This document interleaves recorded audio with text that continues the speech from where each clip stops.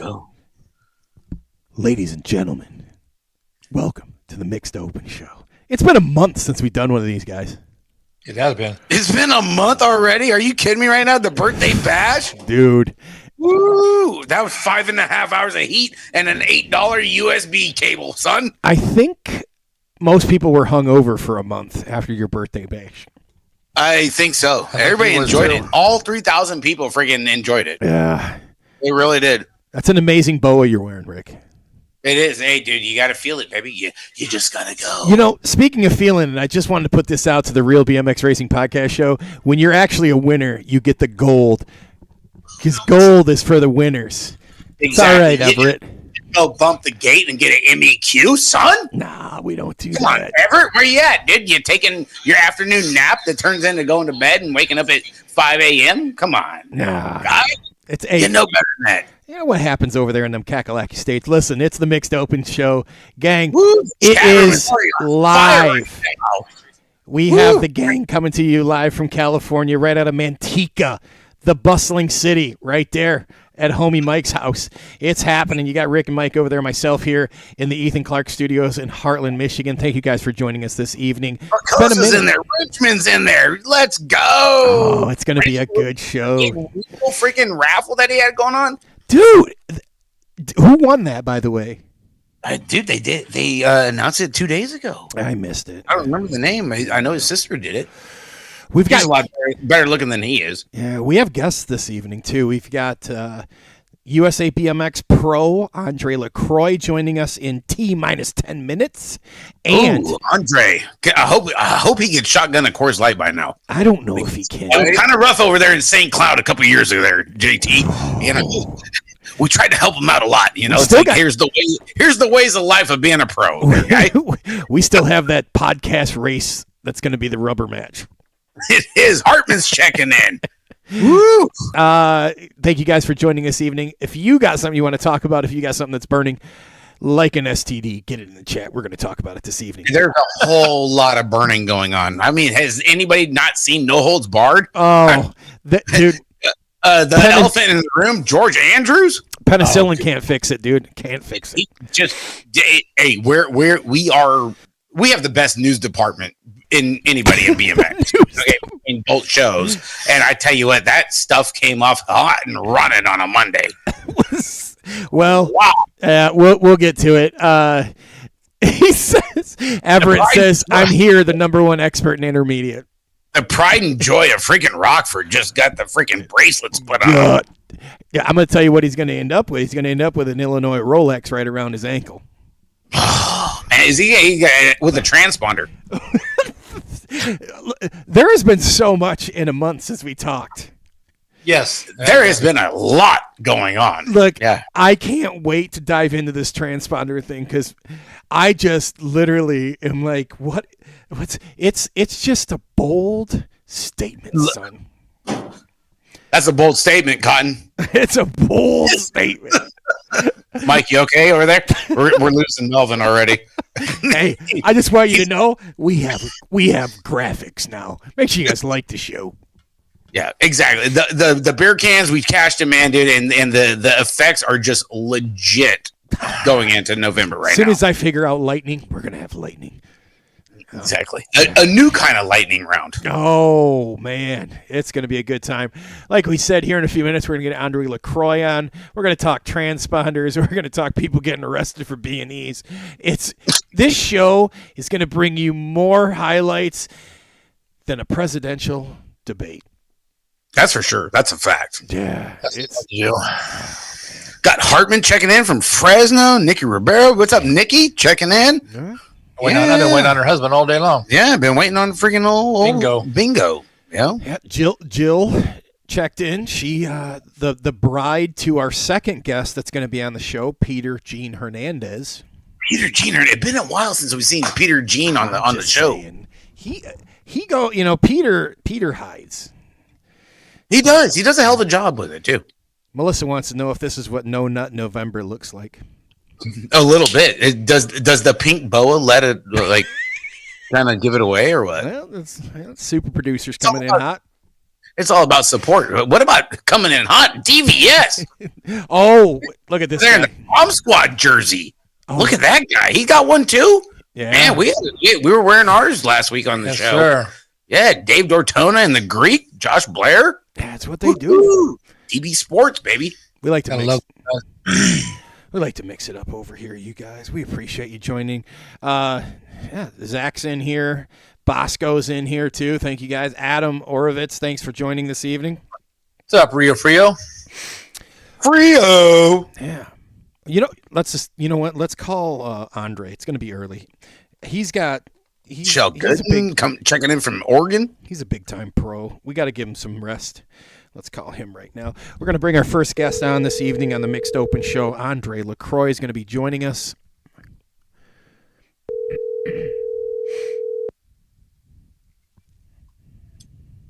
Yo. Andre LaCroix, you are live on the Mixed Open Show with the gang from Beer Budget BMX and All Things BMX. How's it going? Joe, I'm doing great.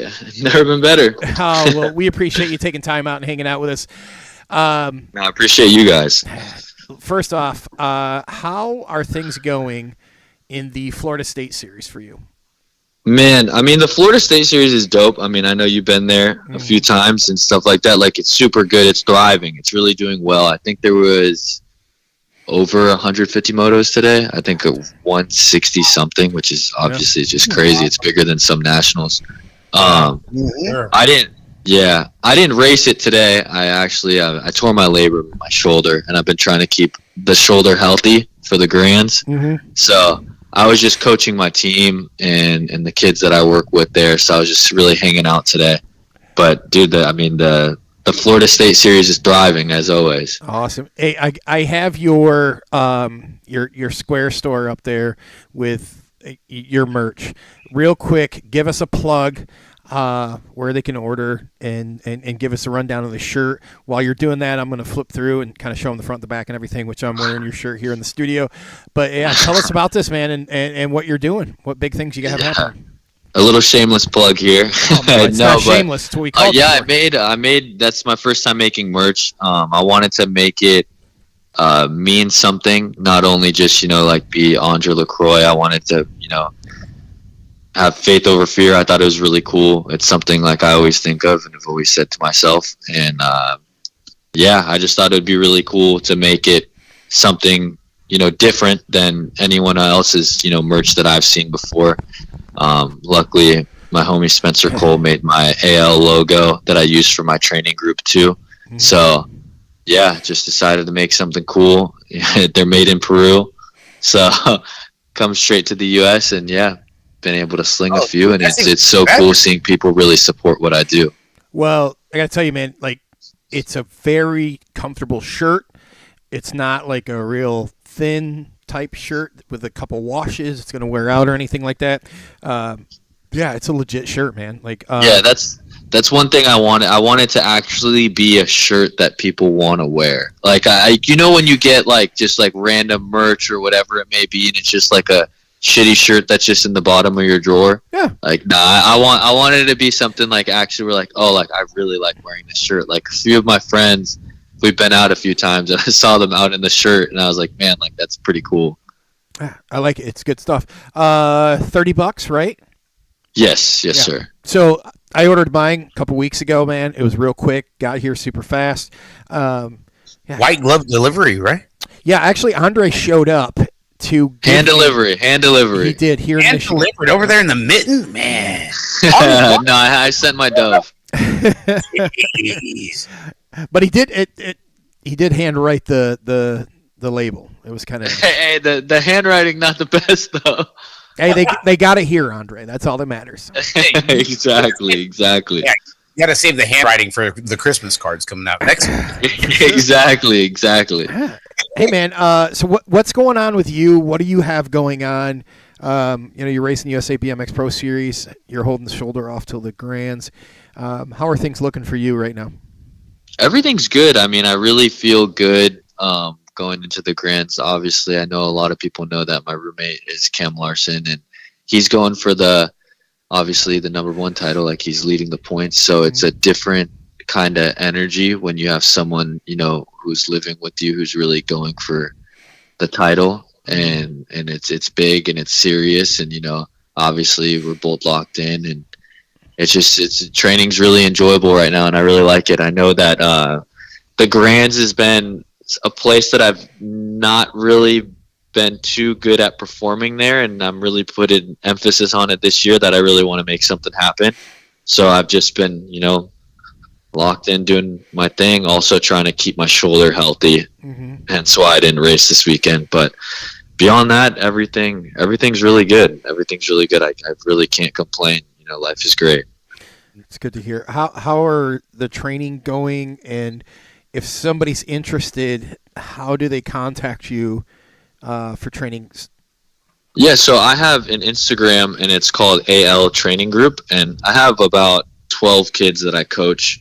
A few of them outside of Florida, the majority of them here in Florida, working for the team that I run. And yeah, you can really just message that Instagram or message me personally, and yeah, I can, get you guys going on a program or whatever it may be that I can help, take a rider to the next level. So I really, really enjoy training, riders. It's a lot of fun. It's very rewarding. Well, Justin is really looking to step up his game because he just won the Flat Pedal Open last weekend. And he's just sitting there sandbagger cognito with the gold LL Cool J chains right now. Oh, no. Yeah, so he's playing it under wraps right now. He's looking to be the dark horse going into ROC this month. Yep, hit my line. I keep trying to tell him, Andre. I'm like, dude, we got to shotgun some Coors Lights like we did St. Cloud. Kid. Yeah, hey, that's part of my program. The video said something different, but okay. Hey, not the kid. I mean, not the kid's part, but my own, my personal. Probably wasn't the best thing to say. It's all right. Hey, it's prime time somewhere. It's okay. Anything goes. It's all right, Andre. Good stuff. So, again, one more time, plug where they can get a hold of you for training. Yeah, you can get at me on Instagram. It is AL_training group. All right. Good stuff, man. Really like the logo on the back of your shirt. That's pretty cool. Yeah. Thank you. I appreciate it. Yeah, I got to tell you this. The shirt is. I messaged Andre earlier. I said, "Hey, dude, I'm going to wear your shirt during the show." He's like, "How do you like the fit?" I'm like, "It's like I work out." You're looking cool. That's the main thing. I really wanted to make them good quality. It is. You hit a home run with it for real. All jokes aside. That's it. Yeah, it's look, if there's one thing, if you ever do a BMX racing podcast show, you'll end up with a ton of is black T-shirts. And your black T-shirt stands out. So yeah, I want to be the favorite one, man. it's going to be in the heavy rotation. There we go.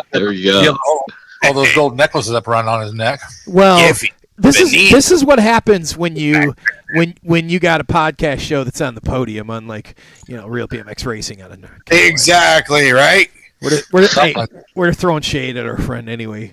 Again, thank you for joining us this evening, and good luck. I'd love to get you back on the All Things BMX show after the Grands and talk about how things are going if you're down for that, Andre. Yeah, I'm always down for it. Are you guys going to be at the Grands? No, I didn't do one national this year. My first local race of the year broke some ribs, and man. Yeah, it's Waterford Oaks got me, son. I'll be there. Check me out. I'll be at Gate 9. At Gate 9. But Rick, your boy looks really good. Yeah, he does. Hey, don't give him any of that crap, Andre. I swear to Christ, I got to put up with that crap all the time.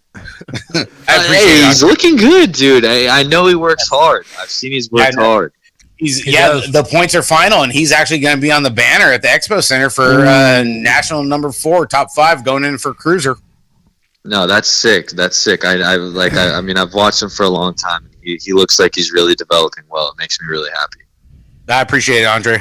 He's a good kid. Yeah. All right. Thank you for taking the time out and hanging out with us this evening. You guys go buy a T-shirt. I promise you that it's going to be one of the best black T-shirts you ever own. And if it's not, piss off. All right. If it's not, go on a diet. God damn it. Yeah, there you go. Go to the gym. Go to the gym. Wow. I'm just saying. Wow. You know, hey. I'm going to tell you this. I bought an XL. And I was like, it's roomy. There we go. So, there you go. Hey, dude, like we say over here on the West Coast, hey, no Strider chicks or my shit will scrape. Andre, the next time I see you, we're going to shotgun a beer. Thanks again for joining us this evening. I appreciate you, man. No, thank you for having me, guys. Grateful for you guys. Have a good night, luck with the grams. Yep. That kid, we are off to a great fucking start right now. I'm telling you, he is the epitome of like working class BMX. That kid's out there. His attitude hasn't changed in the past 4 years we've known him. Yeah, but he's out there like just grinding away, coaching, teaching, and leading. But he's at like everywhere around Florida, and he's got such. How do you not want to talk to that guy? You know and look who his roommate is. Exactly. He's gotta be learning something. And he's roommates with Mr. Baker. Right. Yeah, Bakerfield himself. You know he's got to be Cam learning Larson. at the same time. I mean, Jesus Christ. So look, if you guys are listening right now, please do us a favor. Get the 9 key out there, Justin. Show Right, them the new effects. Shit. Bam. Look at that. Here, you want the other one? Ready? Oh, yeah. There you go. Hey. Make sure you guys like the show, share the show, but more importantly, like go over there to Andre's page. I put the link in the chat. It's like $30. I don't even know if it was like two. It's a shirt, dude. He's doing a good job, and he's driving. Dude, bro, driving and thriving, baby. Yeah, and I think he's a great kid. We have nothing but a good time with him. Oh, it was so much fun hanging with him, man. So much. You know, yeah. And it was stupid as hell, but I mean, we had a great time. I think you guys probably were not a good influence on him. We weren't. Not at all. We are horrible. But we are not a good influence on anybody. I think I blame that whole thing on John Sawyer. Oh, it has to be because Sawyer was pitted right next to us. Well, if you're not a good influence on him, then what are you doing to my nephew? It was horrible. It was bad. At least Andre's an adult. I mean, you're ruining my kid. Well, no comment. That's what he's reading the chat right now. Hey, what did I do? I'm riding slow because I know you don't read too fast. Oh, that's what I do. Hey, dude, I'm kind of off the clock, dude. I already went and represented, did all my hashtags, did all my representing, dude, and now it's like chill time right now. We get to do the show for 5.5 hours, like we did a month ago. Well, what's up, Tom Raven? 5.5 hours and one USB cable fucking later. 3,000 views. And Jesus Christ! That the next day, good God, the birthday bash show. That trying to recover from that shit. God damn. That $4 USB cable. How you doing, Mike? Hey, man, Mike. The world's gayest announcer, Mike Miller, is in the freaking chat. Hey, right here. Wait. Oh shit. Never mind. I thought I had his book right next to me. It's the other studio, Justin. I think you read it. Oh, actually, I've read his book. His book's one of the only books I've read multiple times, and I'm at like 4 or 5 times reading it. And it's a quick read. It's a great read, first of all, and it's one of those reads where I don't want to get too far off of like what we're doing tonight with the show, but like when you hit that spot, like in your job, where you're like, man, the routine, the grind, the repetitiveness. That's when I pick his book up and read it, because it reminds me, like the title, exactly why you were excited the first day you went to work. And it's super blessed that I got to meet Mike and had Mike on the show, and Mike gave me that book. Because you guys know, like, it's a pretty big change. So good stuff. And if you guys are going to be in Yucaipa anytime soon, there's a Connor Fields clinic. For over here on the West Coast, we call it Yo Kaipa. Okay, first of all, I got to say this. I don't have enough liquor here. I don't have enough liquor here for this West Coast shit, okay? Because we know what happens when you start saying... Under Mitch's West Coast, you take a drink. We're not doing it. We're not doing it. We ain't got the 100 and we ain't got Giffy. That was a rough night. Yeah. Hey, Mike, I can't wait till you fly out here. Me either. Oh, it's gonna be a good time. Shout out to Motor City Harley Davidson. Hey, shout out to Stubaroo for showing up at The Stubaroo. I tell you what, the Stubaroo. Yeah. Yeah. Hey, you either got Mike Miller's book or you get to go co-announce with him over at Dirty Fest. You lucky son of a bitch, you.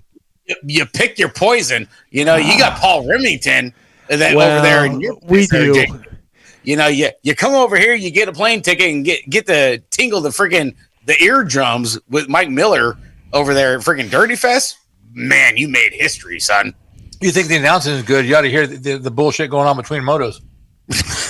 We had a blast. I'm not gonna lie. There is a whole lot of that. So much fun. If he's still hungover from 4th of July, Kelly Jackson. What's up there, Kelly Jackson? It's hard not to have fun. If you're not having fun doing the sport, then what the hell you? It's the only reason we do these shows. 100%. Stu is playing. Okay, good stuff. All right.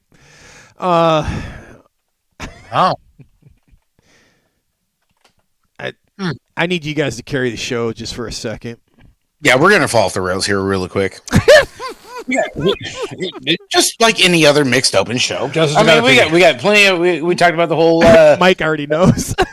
we already talked about George Andrews just breaking the servers over there for Henry Surrey over there at No Holds Barred earlier this week. We got Corbin Sherraw leaving Daylight.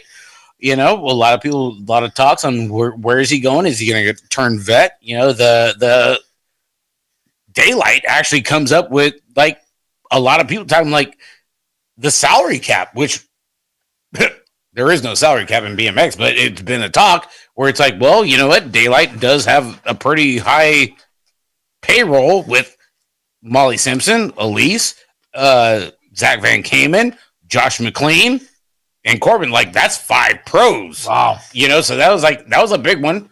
Then we got with what we got going on over here on the west side is the 559 raffles with the Flitcrafts. Brian Flitcraft, he just upgraded and added an S squared CEO frame pro and right? cranks and cranks, 180 cranks, answer cranks into their raffle fundraiser with the Garzas, the Prices, and Vodders. They got their raffles going on, which is kind of, which is cool. They're tight with us, you know, they're part of our family, the 559, you know, and it's crazy. You don't see too many other people doing fundraisers, Mikey. You know what I mean? I'm pretty deep on the media side. You know that. Well, you know what though? To go to Grands. Right. But when you know people are doing them already, like for the flip class, they did theirs last year and did it again this year. I just 2 years ago. I just kind of think that maybe you might want to spread them out a little bit. Well, yeah, but just in general, there's not very many. They'd rather GoFundMe than try to do a raffle. I like with everybody. Like I follow track operators, managers, teams, and stuff. I don't see too many other raffles going on. Not for you know trying to get people to the Grands be able to go to Grands. No, but they are really coming off legit and like in a teamly fashion. You know, even though they're all kind of similar, you know, they're still they're doing it for the right reason. Get the kid to the race to go to the greatest race on earth. Yeah, are you good there, dude? Is it your first time? Yep. Okay. Shitty bottle. Just checking. I got it. Jason, what's up there, Jason? What's going on? I could say everyone went home with all their stuff today. Nobody got shook down today from Rockford there, Giffy. That's good. Always good to hear. Hartman's got some from Natasha with her raffle, the Gonzalez kids, you know, all 26 of them. Cindy, hey girl. The voice of reason. Cindy Collingwood. Gotta love her. You know, how the hell she got freaking 86 from her local track is beyond me. That's going to be another topic if we have time. But Cindy, we love you, girl. We love hearing you on the microphone at the Nationals, locally. What's up, Dumas? And everything in between. Hey, shout out to Misty Privet. Misty Privet. Heal up soon. My God, dude, she got like the Terminator 2 freaking ankle going on. Yeah, I saw that. Yeah.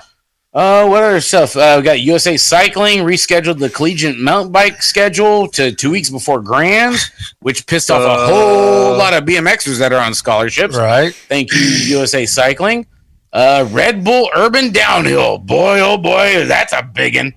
Everybody loves that. We got that. Cam Zink and Kyle Strait was on the Gypsy Tale podcast and put all the judges, even little mini Joe Buck, as on they his should. As they should. Hell yeah, they should. on that shit show. Desert Peak BMX out of Thule, Utah, has their first indoor in over 20 years coming up. We got the Stasics and the S2 e-bikes. That's been a topic. Tyler Brown has set aside over there in San Diego BMX e-bike Tuesdays.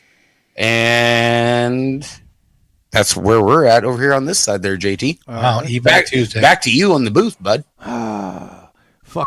Plenty of topics. Plenty of people tuning in. Back to you, Joe. Orlandi, Dumas. Let me just say this. Are you ready? Let's go. I'm buckled in. I got my boa. If I need another boa, I got 5 more colors. Yeah, well, fuck Joe Buck. Exactly. All right, let's call our next guest.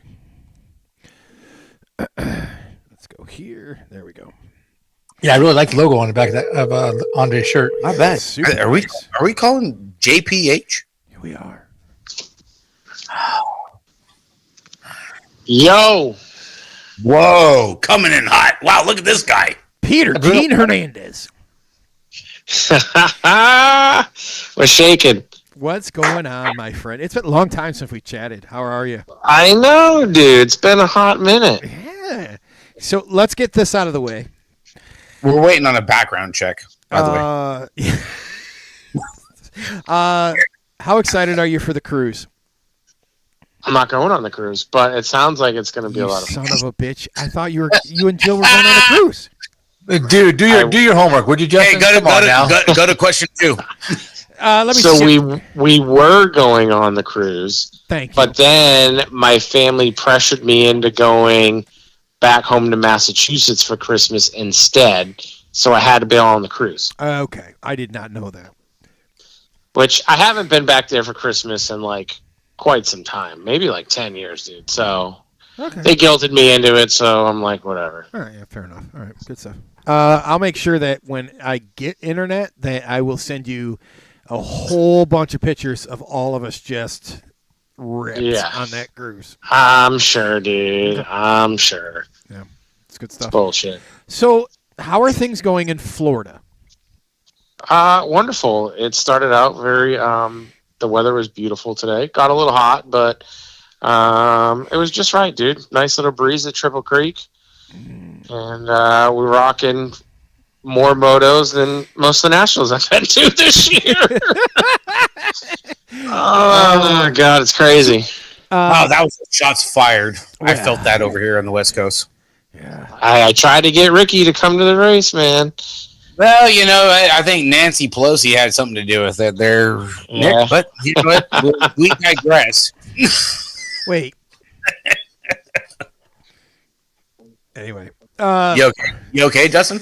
You good? did you just say Right, Nancy Pelosi? Yeah. That bitch. Yeah, bitch. Sorry to all my blue people out there. There it goes. Hey, everybody drink. Nick said so. That goddamn Yeah. turkey neck. Anyway, so Triple Creek, I want to share this because I've been there. Fun track, super fun track. The Ditch. It is a very fun track. I had the pleasure of racing there for your Bangin' Bars series. Correct. Yeah, Yep. fun place. Did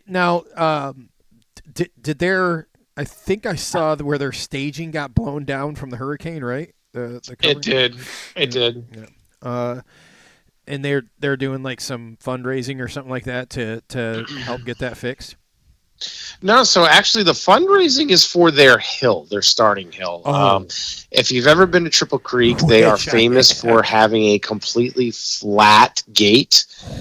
So when you're in the gate, it is completely flat, just like standing on flat ground. It is. The gate drops. You got to go about 2 to 3 feet, and then you go down the hill. Mm-hmm. So it's very difficult to maneuver. It takes some skill for sure. I mean, if you're watching, you see a lot of people, stepping off their pedals, falling over if they're clipped in. It's not easy. No. But so they're raising some money on GoFundMe, as well as taking the funds that they raised from this weekend state race to rebuild that hill and make it a normal starting hill. Yeah, it's not. It is not easy. I'm going to put a picture up here. So while I get this picture up here, let's talk about the amazing things happening in your state series down there in Florida. Like you were saying, you even at the ditch, you guys are doing more motos than most nationals. Mm-hmm. Like, let's brag about this for a minute. Yeah, let's. Hey, we had quarters for 5 novice today. What? Oh, wow. I've never seen a freaking hill like that. That is, wow, what a kink. Holy Christ. Yeah. It looks like the Black Mountain, but theirs had a slope on top of it, though. But they had that drop off like that. That's weird. Difficult. Yeah. I mean, once they get that thing dialed in, the track operator's name's Nathan Flatch. Him and his wife Katie have done a phenomenal job with this track, and really, it's a beautiful, beautiful facility. And so once they get that knocked out, man, that'll be a really awesome track. I mean, all of our tracks in Florida are awesome. There is not a bad track in Florida. There really isn't. It makes you want to just go pee-wee golfing between the street days. Like, that's how great it is. Really. Right. We're spoiled. Everything's like that in the South. No. It's awesome. I can testify. It's a very flat start. It takes if you're a local there, it's you guys. Man, my freaking back is looking at that gate and it's like, dude, ouch! Like, that's a whole lower back right there. Here's the thing. It is fun. So the elevation change from that starting hill to the bottom of the second straight, like Nick can tell you too, it's big. You're hauling ass, dude. You are hauling ass. Yeah, you're flying. You are flying. Well, I had the ability to chase Papa Bramer around that track, and good luck. Yeah, well, it was right. Let me tell you what it was. I'll get a nosebleed before turn 1. Yeah, it was because it's that high.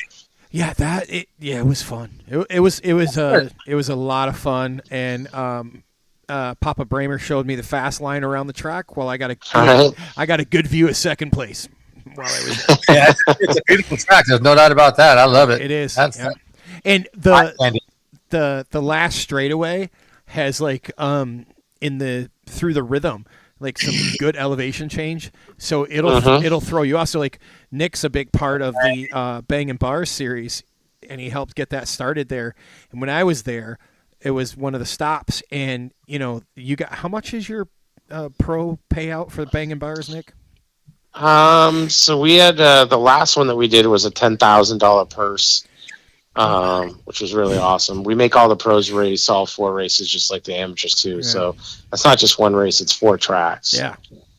Yeah. So it was awesome watching, like in the picture that's on the screen. I posted up kind of where that yellow easy up is back here, and I was posted up there during the pro practice. And it was really fun watching the pros like literally practice that part of the straightaway because it wasn't easy. It was cool. Good stuff. So today, how many feet is that to that when it drops off? He said like two pedals. I don't know. It's about 8 feet. I'm saying 2 to 3, about 3 feet. No, it's about it's about a bike length and a 20-inch bike and a half. Really? Yeah, Damn, that sounds about right. Yeah. man. Yeah, I never knew that. That's awesome. yeah, that's It's wild. Dude. So, what did I have? Did I have total points? Anyway, my second or third moto, one of them, like, I show up. I'm like, I got this. I'm good because we have a track here in Michigan that has a flat starting hill. So I'm like, I'm good. Mhm. And practice never had a problem. First race didn't, and it was either the second or third race. I almost fell on the dude next to me. Yep. You racer, Justin? Yeah. When I was down there for work, I did the triple. I did the Bangin' Bars series. Oh, Dude, this like place. that out here. I tell you what, dude, the freaking factory dads would be like gear change left and right on something like that. They couldn't figure it out. They because you have such an elevation drop that like the gearing is wild. So Wow. Nick, we know that the Florida State Series has just been growing and growing. You guys kind of outgrew your awards place and things like that. Like, how are things looking this year for your series overall? It's pretty good. I mean, this is only our second stop so far, so this is for our 2025 already state final or state series, I should say. So last month was in Daytona, and I'm pretty sure that was over 180 motos, if I'm not mistaken. I was not at that race. So this is our second stop, and for the past couple of years, we've had a race in December, but this year we do not. So there's no Florida State race in December this year, and then we'll pick up again at Okehele BMX in January, which is kind of interesting because Okehele also has a national in January, so it's back to back. So the first weekend is the Florida State race at Okehele. Then the next weekend after that, back to back, is the Okehele national race. So, wow. Yeah, didn't we do that a couple of years ago for Oldsmar? Yeah. Okay. Yeah. All right. Yeah. Yeah. So it'll be interesting. I gotta imagine that Okehele State race is going to be well over 200 motos. Oh yeah, people coming from out of town to get a little track time early. Yeah. Oh yeah, for sure. Mm-hmm. Yeah. Mm-hmm. Well, when I was down there, Mike, for the Oldsmar, like the state race was, you'd have thought the state race was the national. Like it was, it was that way. There's teams everywhere. There's vendors everywhere. I mean, it's just, it's wild. It is on it. It's just like being at a national race. Yeah. Well, you got some of the biggest vendors down there. They should be at the races, so that's good. Now, you're also not only are you part of the Florida State Series, you're a TO at Cape Coral, and for a lot of people listening and watching, how have you guys done getting the track back up and running? Like some of us know, you guys have been in races, but since the hurricane, how have things been?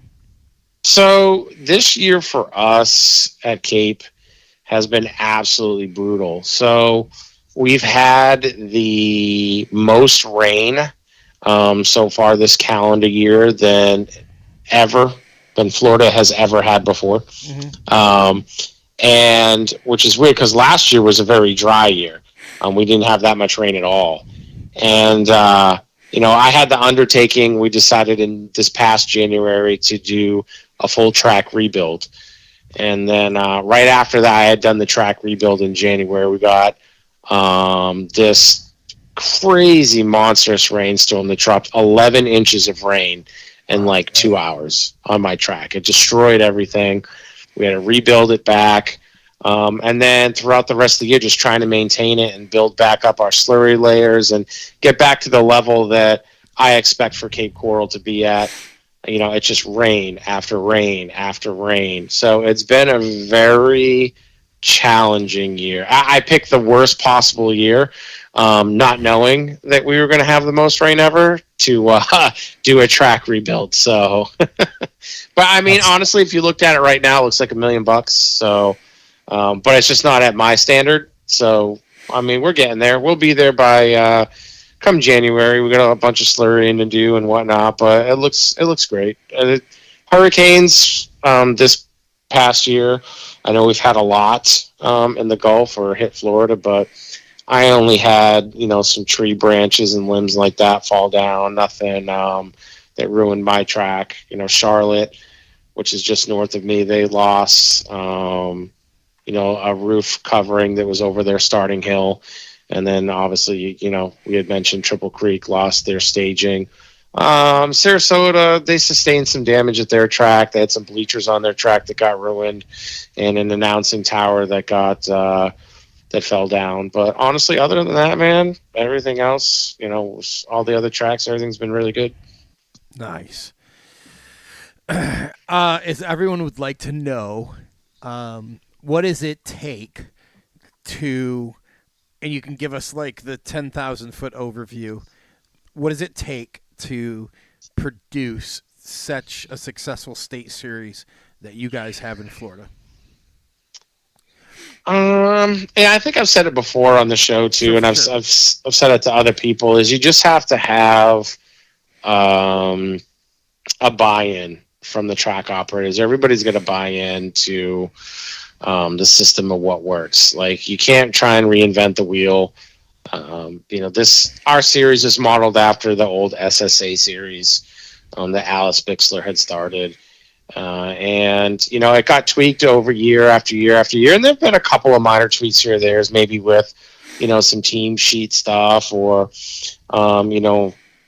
award qualifications, maybe the amount of locals that people have to do. But for the most part, it stayed tried and true. And as it stands right now, like, all of our track operators in Florida realize that we're stronger together and you're going to make more money financially. It's just as important for, St. Augustine, Ancient City BMX to be successful, which is, 5 hours away from me, as it is for my track. Because, when it's my turn to host a race, I want to have the 200 moto, 190 moto race where we're making, that kind of money coming in. So everybody supporting each other, like I said, just that buy-in, just trust the process, dude. Hey, I agree 100%. We don't have that out here, but I agree with that. Makes perfect sense. Well, I think there's a lot of states that are really close to being able to make that happen. And if, they heard, the success like Nick is talking about, like it could happen, right? So I think you get to like states that have that maybe 10 or less tracks, and that's that dividing line where, like, if they bought into a program like Nick's talking about, it would be bigger for everybody and better for everybody, And with that said, with TJ over there at Tangent and a handful of other track operators over here in California, finally, after all these years of pushing, especially on the beer show, is we have something in the works going into 2025 next year for the state series. Nice. With awesome coming together, and it finally come to fruition and everything. And it's been a lot of hard work, but finally we got a handful of tracks that are like jumping on board with what TJ is willing to offer, along with the Tangent Pro-Ams and stuff. It not exactly what Florida's doing, but as far as the tracks working together, because we have so many goddamn tracks over here, it's starting to take effect, and 2025 is looking to be pretty freaking ripping going into next year. That's good. That's huge. So hats off to the Florida crew over there, Nick. So, like, everything, obviously, not every state has to model, do what we do here in Florida. I mean, obviously it works, but the buy-in I'm talking about too, right? Like, so the very first time that we had a meeting, and we all sat down in a room. Now, obviously, not all the track operators are still the same as it was, I don't know how many years ago it was now, 7 years ago. We sat down in this room with John David and USA BMX, and one of the huge things was, and a big thing for state series and tracks around the country, is if you're the number one track in your state, you get to hold the state championship, right? That's just the way it is. Well, not in Florida. In Florida, our number one track for almost every year is Okehili BMX. It's one of the top tracks in the country. They don't host our state championship. So the buy-in for that was it was better for all of us to have it in a centralized location in Orlando every single year. And Okehili bought in, just like everybody else, that this was better for the series. It might not be better for your track, but overall it will be, because again, with more, the more tracks involved, then, the more involved everybody is, the better off the series will be for itself. Now, Okehili, in exchange for that, right, they get a gold cup every year because they forego the state final. They get a gold cup qualifier, but nonetheless, that's kind of buy-in that I'm talking about, right? Like you could go to a bunch of states, or I'm sure tracks are like, well, we're not doing that. We host a state final every year, and that, So I get it, but for the good of the cause, So you guys keep it centrally located, and I can't confirm this, but like I've also heard that like you guys with your series, because you have how many tracks in Florida? 15. So not every track gets a qualifier every year, correct? Correct. So we split it up. It'll be 8 tracks one year, 7 tracks the next. And so you rotate off and on. You get a state qualifier every other year. Okay. But, I mean, the state qualifier, as a track, I made a hell of a lot more money at a state qualifier than I do hosting a national race. Now, don't get me wrong, hosting national is awesome, but if you were doing it just based on finances, you make way more money having a Florida State race than you do a national race. Absolutely. All you get is parking from that, way more. Let me just put this on the screen real quick. That is a bold statement brought to you by Dan's Comedy. Hey, take that 9 key, baby. There it is. I got a little overlay if you're not watching. You guys also, and you can tell me if I'm wrong. I heard when I was down there, unconfirmed, that like you're off tracks, right? So let's just say it's a year this year that there's a track that isn't hosting a race. You guys also have built into your program a way to support those tracks. Correct. Which I think is like super clutch for states that get to that 10, 9 or 8 or more tracks where you got to like split, right? Like, hey man, we're not going to get to every track, so we need to build in a way that we're going to support you, even if you're not getting a race. So not only have you made it very successful for like yourself as a TO at Cape Coral, where you just stated like you make more money at a state race, which I totally can understand, but you're also assisting tracks that aren't supporting or hosting races those years, which is huge because I can think of here in Michigan where we have certain tracks that if you were to go on and off series or on and off years, like that off year could be really tough, but you guys build in like financial support for those tracks on those off years. And like, how did that come about? And you don't have to give like specific numbers, but like, what does that look like for those tracks that don't host a race? So, and use like this year as an example, like those tracks that are hosting races, those tracks that are not. What does that look like? Oh no, we'll give numbers. It's no secret. Okay. So Okay. Nick Jones keeps it real. So if you're a track in your off year and you're not having a race, right?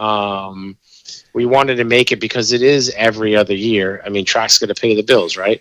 So in your off year, the series will give the off year tracks $2,000 to each track for not having a race. Now, $1,500 in real money and then $500 in advertisements from USA BMX that you can put into maybe boosting social media or putting out advertisement about your track or things like that. It goes directly towards promoting your facility. And then, that track can turn around and use that other $1,500 in real money for whatever they want. Maybe they need to buy glue or any type of facility. I mean, you can use it for whatever you want, but I mean, in an off year, that's what my $1,500 goes to, is buying more glue and the maintenance of the track for an off year. Easy. $2,000. Yeah. We can't even get to share. We can't even get guys to share the same race day out here, much less money. It's crazy. Yeah. That's awesome. Wow. Holy shit. You guys got it figured out. No doubt about that. Yeah. I've been hearing about it for years, but isn't that you got to keep the tracks pretty in Florida, man, But yeah, well, hey, everyone I've seen is outstanding. They all look outstanding. It's just I didn't know that the off tracks got money. Shit, Charlotte looks like freaking Anaheim Stadium. It's got a fountain. Oh yeah. But, when you hear what he's dude. When you hear what he's saying, though, like in a whole, what the cost of giving like that money to the off tracks? That's what we're gonna say, at the off year tracks. Like in total, what you bring in, like you guys aren't stressing or worrying about making that money, correct? Not at all. Not even a little bit. See, this is where it's like, man, this is where working together builds a better BMX. Like it's well, because before that, everybody was fighting over trying to have a state race. Yeah. You had 15 tracks trying to have state qualifying races every single year, plus the state final, and you were able to choose and pick and go wherever you wanted to go, right? And now tracks are fighting over trying to have a 90 to 100 moto race. Awesome. No. And we were stepping over the dollars to pick up pennies. You know what I mean? Wow. So let me transition into this. If and this is a hypothetical question and an answer. If a state wanted to kind of head that direction, in your best experience, what would be the first step they should take? Like let's just say it's like Ohio or Michigan. Like, what would be the best advice you could share for the whole state to, whether it's just a Zoom call or whatever? Like, what would you say? Because I mean, you've been in it a minute, and we've watched like the success you've had with our shows in the last 5 years. We've seen this. What would it be? Get all of the track operators from your state in a room together for a couple of hours. Okay. And start talking about some of, or all of these types of things, you know what I mean? Mm-hmm. And then if everybody is on some sort of common ground and willing to even experience it, well, then you can take that next step with maybe contacting USA and BMX and see if it's something that they're interested in promoting for your state, but I would definitely say get everybody in the room, maybe get all of your track operators into a room and have a sit-down session at the TO summit that they got coming up this winter. So okay. There's finally a track operator summit again after a few year hiatus. It'll be in Tulsa in February. So especially if you're a new track operator, you should definitely get out there. I'm sure you'll learn a lot. Good stuff. And I want to dig a little deeper. What would be, in your experience, what was like you kind of came into it, pitfalls? What would be like one of the things in your experience that like you saw from your success that could be a roadblock that could lead like a state trying to lead into this? I think the biggest thing that could be a roadblock would be the number one track in a state saying, no, we're not doing that because makes a ton of we sense. Want to have the final and we make all the money and we just want to keep it that way. Like your problem, or your non-success as a track is not my problem. Okay. Hurdle to get over. Oh, yeah. Yeah. Okay. That would definitely be our problem. Yeah. That's definitely a fiasco over here on the left coast. Well, Nick, we appreciate you. I'm sorry, Peter. We appreciate you taking time. PJH, baby. You taking time and sharing your success and everything you're doing with us. He's got a couple kids up there for the national #1 ranking that's going to be on a couple banners over there at the Expo Center. We go. We got some banner kids up there. We got a shitload of world plates this year, man. My kids on my team are rocking it, dude. I couldn't be more proud of all of them this year. It's been a phenomenal year. Now, for you guys tuning in, Nick is also the team manager of J&R. So, shout out to Dan's Comp. Hey, don't they have that little Carter kid over there? A little Carter kid? Carter kid? Dude, I tell you what, I don't know. He's a fiasco. He's Come on, a handful over there. I've been watching that boy since he was 5. Amazing work with what you're doing with your team. Like, let me explain Peter Gene Hernandez. This guy, he not only is part of the Florida State Series, like he has the Florida State Series, he has Cape Coral BMX, which, FYI, that is a bucket list track to go to. All right? Like, man, it is a place to go. It's a place to be.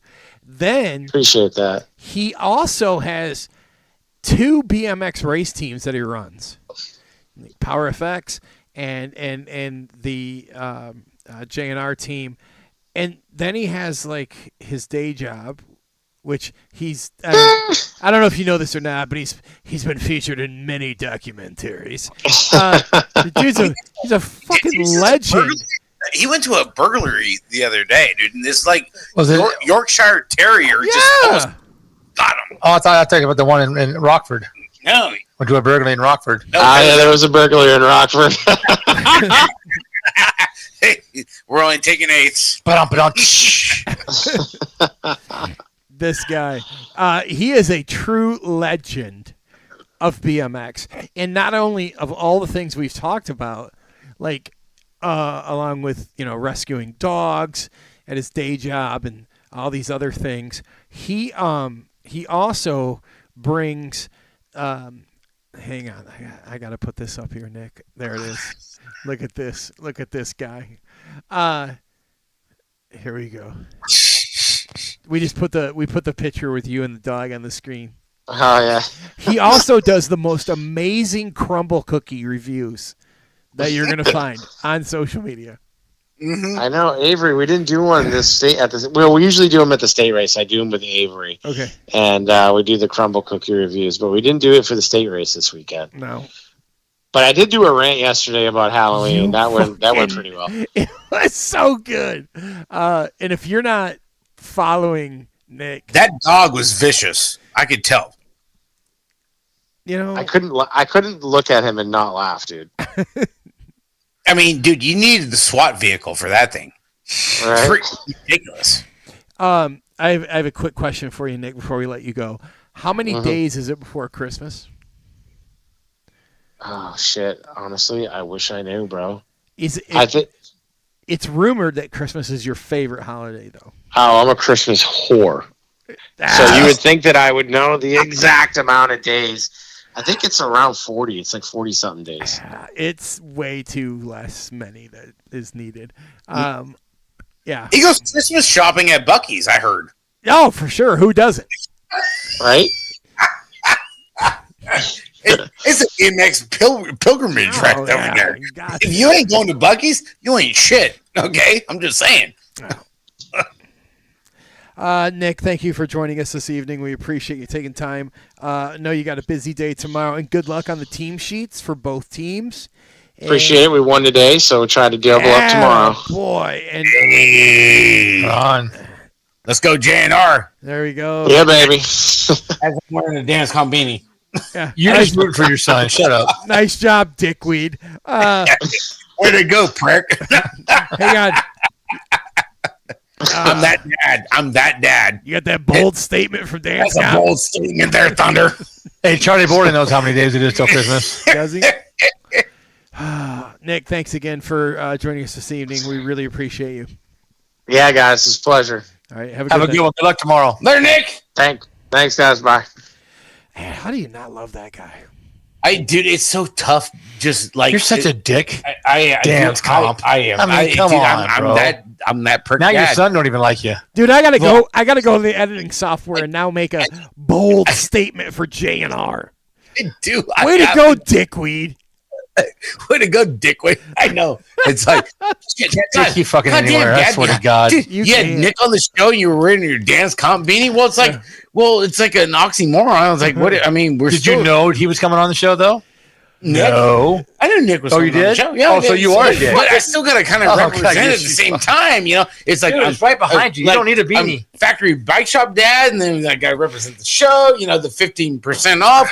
You know, used budget at checkout. You know, the whole thing. It's like Ooh, I'm that's a so great. busy right now. That's a great plug, son. That's a great. And, you know, I try my best. You know, we've only been doing it for 4 years, Justin. I mean, Jesus Christ. Dude, we're going on 5. You know that, right? Yeah. Yeah, we're going on 5. Yeah, we are. Yeah. Good Lord. Here's Shit, we are. here's We real are. talk. January 15th. That's going to be 5 years for All Things BMX. Wow, dude, and we're right behind you, dude. April Yeah. is going to be 3 freaking Yeah, 5 dude. years. And you know what's funny? Like, I was at work today, Mhm. and I went through and I found my original sticky notepad paper of when you first messaged me back in 2020. When I was like, "Yo, you want to be on the show?" Yes, I swear. Yeah, I remember. dude, it was in my tool chest. Well- It just like hella random. I'm like, oh my god. I'm like, dude, this is fucking great. I'm like, dude, we're doing another mixed open show. I'm like, But it wasn't. wow. And I'm like, holy shit, dude, this is the. I'm like, I remember where I was. Please don't get rid of that. Don't get rid of that, dude. No, I got it, dude. Yeah, I'll send you a picture on fucking Monday, dude. It's like the drawing that Mike made for us the first time we tried to go live with Mike Miranda. Yeah, He those- got a picture. He drew a shit picture like of that me and is Rick just- at is sitting here, ridiculous. and it showed Rick like Mr. Bill. You see his nose and his Oh, eyes fuck, over dude. a fence. Oh, it was horrible. Oh my That was god. fucking hilarious. Like I think like some of the best fails we've had are been like the reason like we've stuck around. Remember like when you guys got booted, and I don't remember. I rebroadcasted your show. Oh, because I had the radio on in the background. The wrestling, WWF. Yeah. Yes, we were in the garage before we got to this fancy thing. Yeah. Yeah. Yeah. He had a radio on and And- they booted us. Hacksaw got Jim checking in. Dude, and I remember Hacksaw, you never called me back. That's from 3 months. Dude, Hacksaw's over there on the East Coast now, dude. He's over Yeah. in Tennessee. It's bedtime. What's the Dude, up? no, no, I'm not. Hacksaw, until you tell me it's okay to say what we talked about, I won't. Anyway, but like that whole thing with like us doing the shows and whatnot, like man, that's been like a wild ride, right? Like, you know, I watched you guys. I remember sitting on the couch. Well, Rick's been to the house, so I'm sitting on the couch that he passed out on upstairs. Oh yeah, and all week. it's comfy. It's comfy. Oh, it is. It's cush. Good. Rosie and I take a lot of naps on it. What about Lucy? Rosie and your 5 sisters, or you? Lucy's on the down low. Okay, we keep Lucy. Anyway, back to the show. So no, Man. I was sitting up there and I'm watching, and you guys were at that bike track next to the race car, and I'm like, Oh, Yeah. more. yeah, and I'm like, who the fuck is this? So I remember like turning it on, and it was one of the first few times I like threw it on the TV. You know, sitting Couldn't there hear watching. shit. No, I couldn't hear shit. But I remember like. It was the coolest thing. People were bringing you beer. And I'm like, I like these guys. I like these guys. I couldn't hear shit. I didn't know what you were talking about, but every now and then I'd hear Rick like, rah, rah, rah, rah. And then I'd hear Mike like, da, da, da, da. And then somebody'd be like, here's beer. And I'm like, I'm going to watch this. Here. That's all. And I all was I need. like, I'm watching this entire show. And it was, I don't know, it might have been in 2 hours or something. And the best was like, you were in front of a camper and shit, and like people would come by, and I remember like a dude sitting down, and I was like so intently here. I literally had your show on my TV, and I'm like this on my phone, thinking I can fucking hear you better. Couldn't hear talk shit, but I was like, I'm like, dude, I dig these guys. And then if you remember, I like randomly hit you up, and I'm like, hey man, you know, like, oh yeah, I was at work. I was hungover as fuck too. Of course you were. Yeah. And I'm like, sitting there, I'm like, what are you calling me for, dude? Your shit is like way more technological than what we got going on. I do my shit off the fucking cell phone. But, hey, there's gonna be a day we're gonna do the 30 for 30. And I'll share like how many other people I reached out to, and I'm just gonna toss them motherfuckers right under the bus that were like, I don't know. And I'm like, well, you can go fuck yourself. You ain't even around now. Yeah. Well, I'm too busy for a podcast. You know how many podcasts are calling me right now? We had a guy tell us that. Fuck off, dude. Yeah, and there was at the time there was only like 4, so it's like really exactly. There was a fucking nobody. Oh, you got 8 hours of your life just dedicated now, and you can't do it, huh? Dude. All right, whatever. Yeah. Hey, you know what it is? Hey, but you know what? We've been at it the fucking longest, Justin. Honestly. What? You, no. like, Well, if you think no. Dale's been at it. Dale's been at it, but he hasn't been at it for going on 5 years.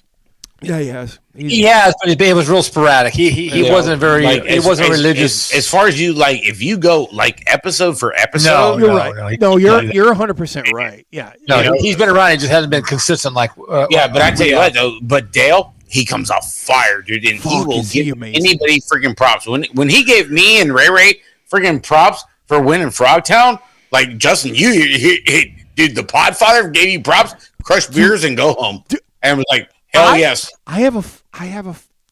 I'm like, hell yes. Hold on. I'm not hyperventilating. I have an upper respiratory infection. Fuck off.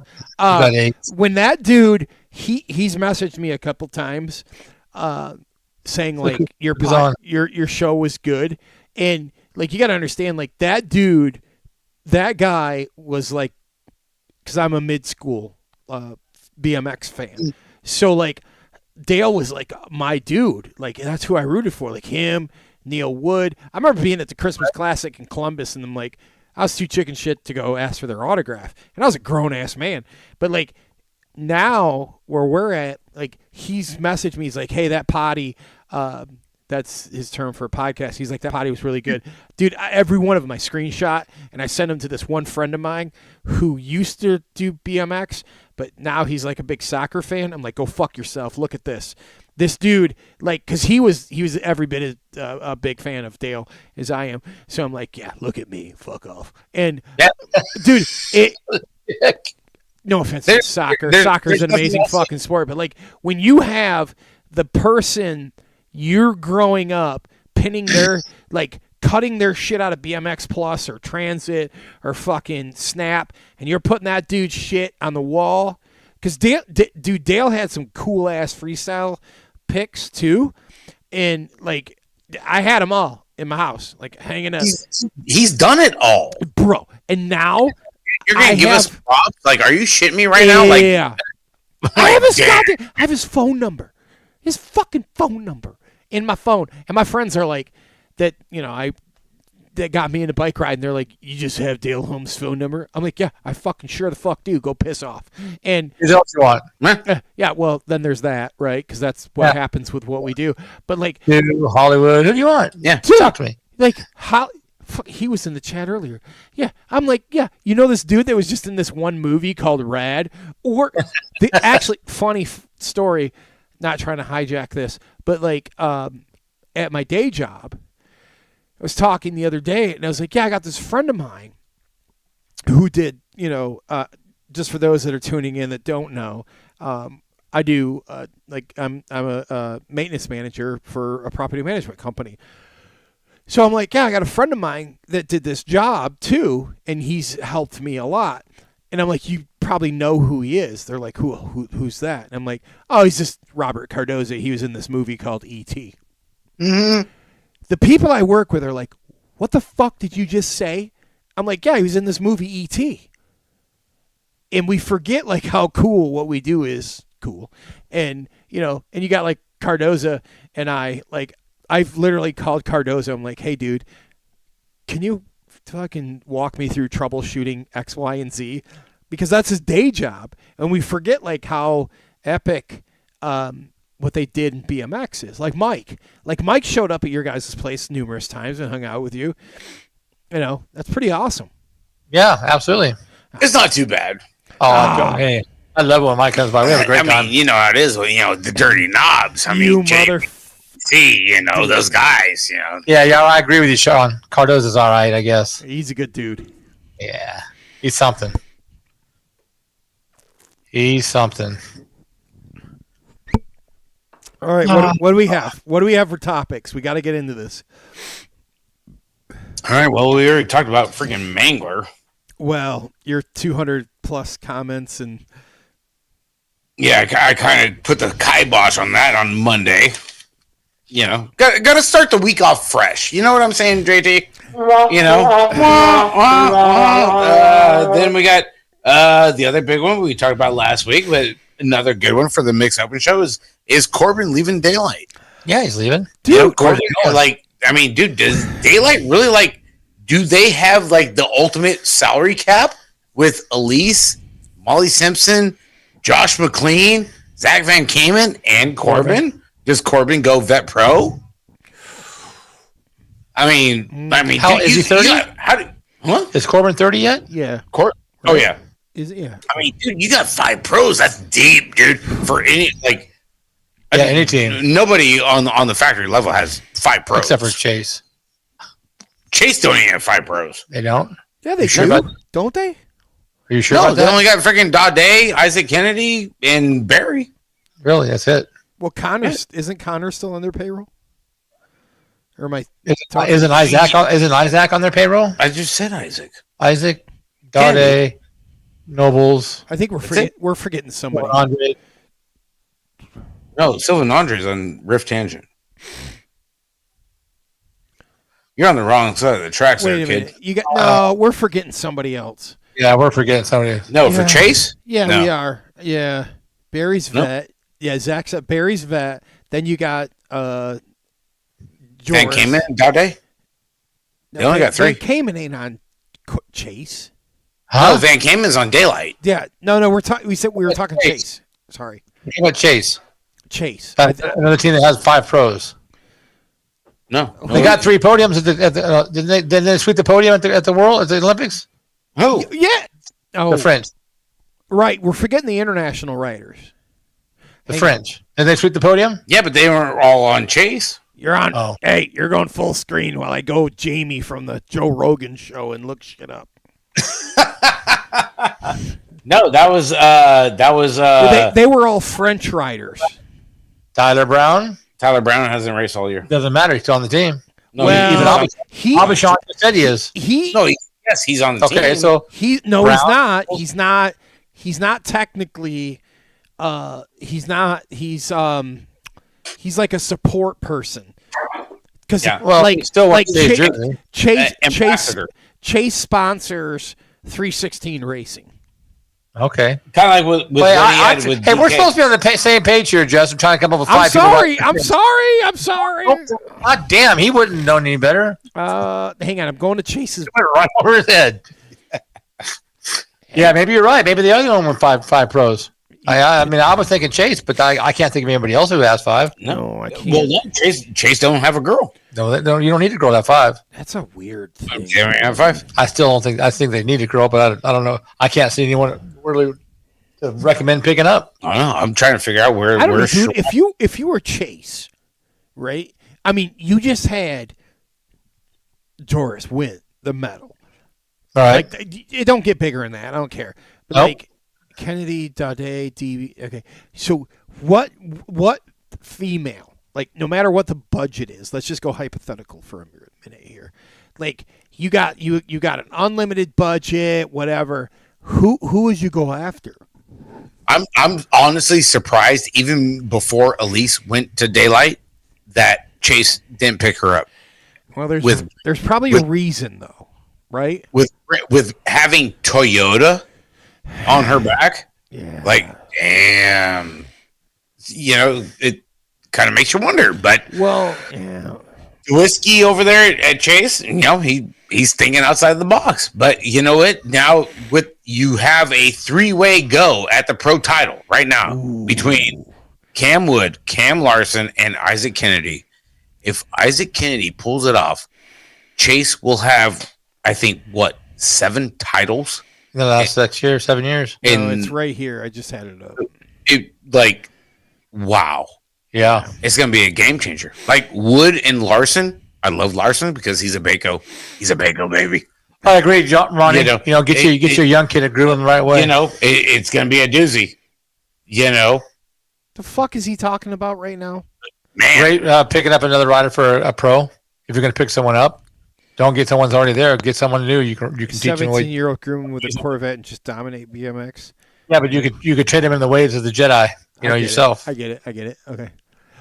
So Zach said, Wrenchman, Saya. He'd pick up. That wouldn't be a bad pick. Again, that's about the only person I can think of to pick, though. It's a hypothetical, right? Like you got an unlimited budget. Who would you go pick up? But how are you going to get her away from Betcher over there? No. Again, unlimited budget.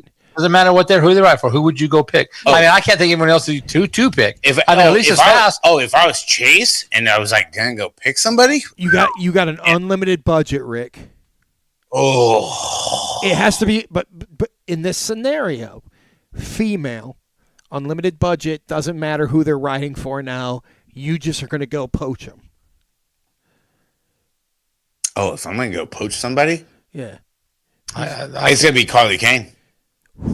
Fucking great pick. Because that's a good answer. Just off the wick right there, because she's going to go for broke. Dude, I gotta go with Peyton. Even I think Peyton plays it a little bit safe. You think? Okay. I mean, if I have to gamble my own money, if I got to put my own money down, I'm going with Skittles. Or I'm sorry, not Skittles. I'm going with Carly, right? There's a lot of people. I'm sorry, I said Skittles because there's a bunch of people in the chat saying it. But like, that is fire right now, dude. So, like, with what we're giving this hypothetical, you have an unlimited budget. You got to pick a female, and you got to put your marketing, your promotion on that female. You're going Carly. Yeah, but if money wise and state wise, no, you got an unlimited budget. Then it's gonna go Bethany Shriver. No way. Shit, son. I'm going deep, baby. We're going to the trinkets. We're going to the trenches. I'm bringing Brooke back. Brooke Crane? Yep. Can't do it, dude. Can't do it. You think she's got Bethany Shriver on a freaking a Chase? Oh man, she was a 1-year wonder, I think. Man, I'm telling you, look after the Olympics this year. I don't think Prophecy's doing Bethany any good. I don't know, dude. Come on, she promotes the fuck out of them. She does, but I tell you what, dude, you put Bethany over there with like Nobles, Daudet, Isaac. I can't disagree. I'm just saying that could be the Patriots of like the BMX. Like that is a fuck, dude. Oh, Mike, I still think Saya is your best bang for the buck. That's a great. I think Betcher has her wrapped up where she ain't gonna go nowhere. It doesn't matter. You offer anybody enough money, they're gonna leave. Again, I'm sorry. You got an unlimited budget. This is the hypothetical. Like you just think of it this way: you could poach anybody. Chris. You could poach anybody. Yeah, I mean, honestly, because she won all last year. She didn't hardly lose anything last year. No, because other than the Worlds. The only reason I'm not going out after Saya is because she's got a Red Bull helmet. Oh, stop with your Red Bull monster. What are you so angry about Red Bull? I'm just saying. Dude, because Red Bull freaking stepped on their dick. Stop it. Ask Jellyfish over there freaking Rampage. He's got his panties in a bunch of Rampage. I am protesting that bullshit. Anybody see Cam Zink and Kyle Strait on the Gypsy podcast? That's a baby. Yes, sir. Hey, that was a 3.5 hour freaking podcast. They were 2 hours short of what we ever done. Rick's an angry elf. You got that shit right. Red Bull judges, yeah, Red Bull judges. I hear that. Ladies and gentlemen, thank you for tuning in this evening. It's been a great Saturday night, right? Thank you. Shit. Hey, look, you guys that are watching right now, we got a lot of people. Hang on, are you ready? We got a lot of great people watching right now. A lot of great people. I agree with that. A lot of great people. We've taken a month off over here, FYI. Let's just hit this elephant in the room. Hey, we've noticed. Yeah, we kind of missed you, bro. Well, look, Daddy needed some time off. Whatever. We don't need no excuses. Though. Just we all said we noticed. I like. It's all good. It's all good. Yeah, I it's your appreciate city. What you want. The people missed you, But bro. let me tell you this. We have a lineup of guests coming in that are going to literally make you shit your pants. Good, I hope so. And I don't mean Kmart ship your pants. Like, I need my pants shipped. Like back in the 90s, you get your pants shipped. I'm talking shit your pants. It is going to be a lineup of people that is going to be a good time. Good time. So, appreciate you guys. Like, I'm going to take this moment and hijack the show. Oh, that's it? You're going to throw that out there? No names? No nothing? Are you all done? Ooh, no names. I got to just say this. Oh, teaser. I got to say thank you guys for supporting the show. And those of you guys that have been reaching out, like asking, what the fuck is going on? Which you're totally entitled to. Like, appreciate it. Thank you so much. Taking a few moments. Been learning how to do these kind of things. And bring this to the show. And you got a new dog, Lucy. Yeah. Rosie. I had to throw it out there for the super producer. Just cause. Rosie's been She'd my ass if I didn't do it. See, you know where that came from, right? I have no idea, so, dude. Remember when Premiere was on the show? Did you stay out of it while you bring it up? Yeah, so Premiere was on the show. I'm like that guy. She started calling the dog Lucy. I don't know when or where. So I just kept going along with Mama Schultz? Yeah, Mama Schultz kept calling. Oh man, BMX Reba! Oh my God! I have no idea where she just started calling our puppy Lucy. So like, I just started posting pictures with the dog calling her Lucy. Hey, you should have been in the fucking family chat. I was sitting there like, what the fuck is going on right now? Melissa's like, hey, we drop a lot of F-bombs because this is, we're family. We're the only two shows that actually get along in this fucking sport. What's up, Stanley Robinson? So thank you, Bill Sharp. If you don't like it, go fuck yourself. Fucking turn it off. There she is. Look at her. So this little sumbitch has been pretty much taking up most of our life lately. They do. Yeah. She took over my bunk bed. Oh, look at her. Look at her. They do. Man, dude, she kind of has that look of like, hey, dude, did you see what Mangler did today? It's just like, sorry, cheap pop. We'll be back next week, guys. So I'll share this. Oh shit! You came out the button too. Look at you, man. You're going toe to toe with Justin, dude. Man, you are a fucking fan. Thank you, Ronnie. Bold statement, you sons of bitches. Yeah. Next thing coming up is going to be the traffic report with Hot Tua girl. Hey, with the Hot Tua chick. Give me 15 minutes. I can get a traffic report here. So funny story, you guys. I've never had a puppy. I've always ended up with like grown-ass dogs. So this thing, has like totally taken over our home. I seen Ron's expression on his face. He's distraught, dude. Did you see him when he was on top of the counter just laying there like he's on the verge of suicide, dude. I feel sorry for Ron. Yeah. Poor kitty. It's good shit. You guys are the best. We got to reel this in. Where are we going?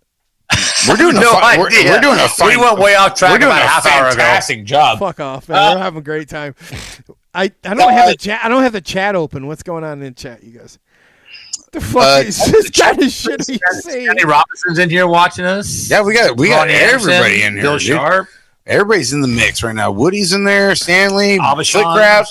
How about the raffle fundraisers going on over there? Dude, did you buy any tickets for it, Justin? I mean, a lot of our 559 family, Justin, you shared a lot of stuff on the ATB page and stuff with what we got going on.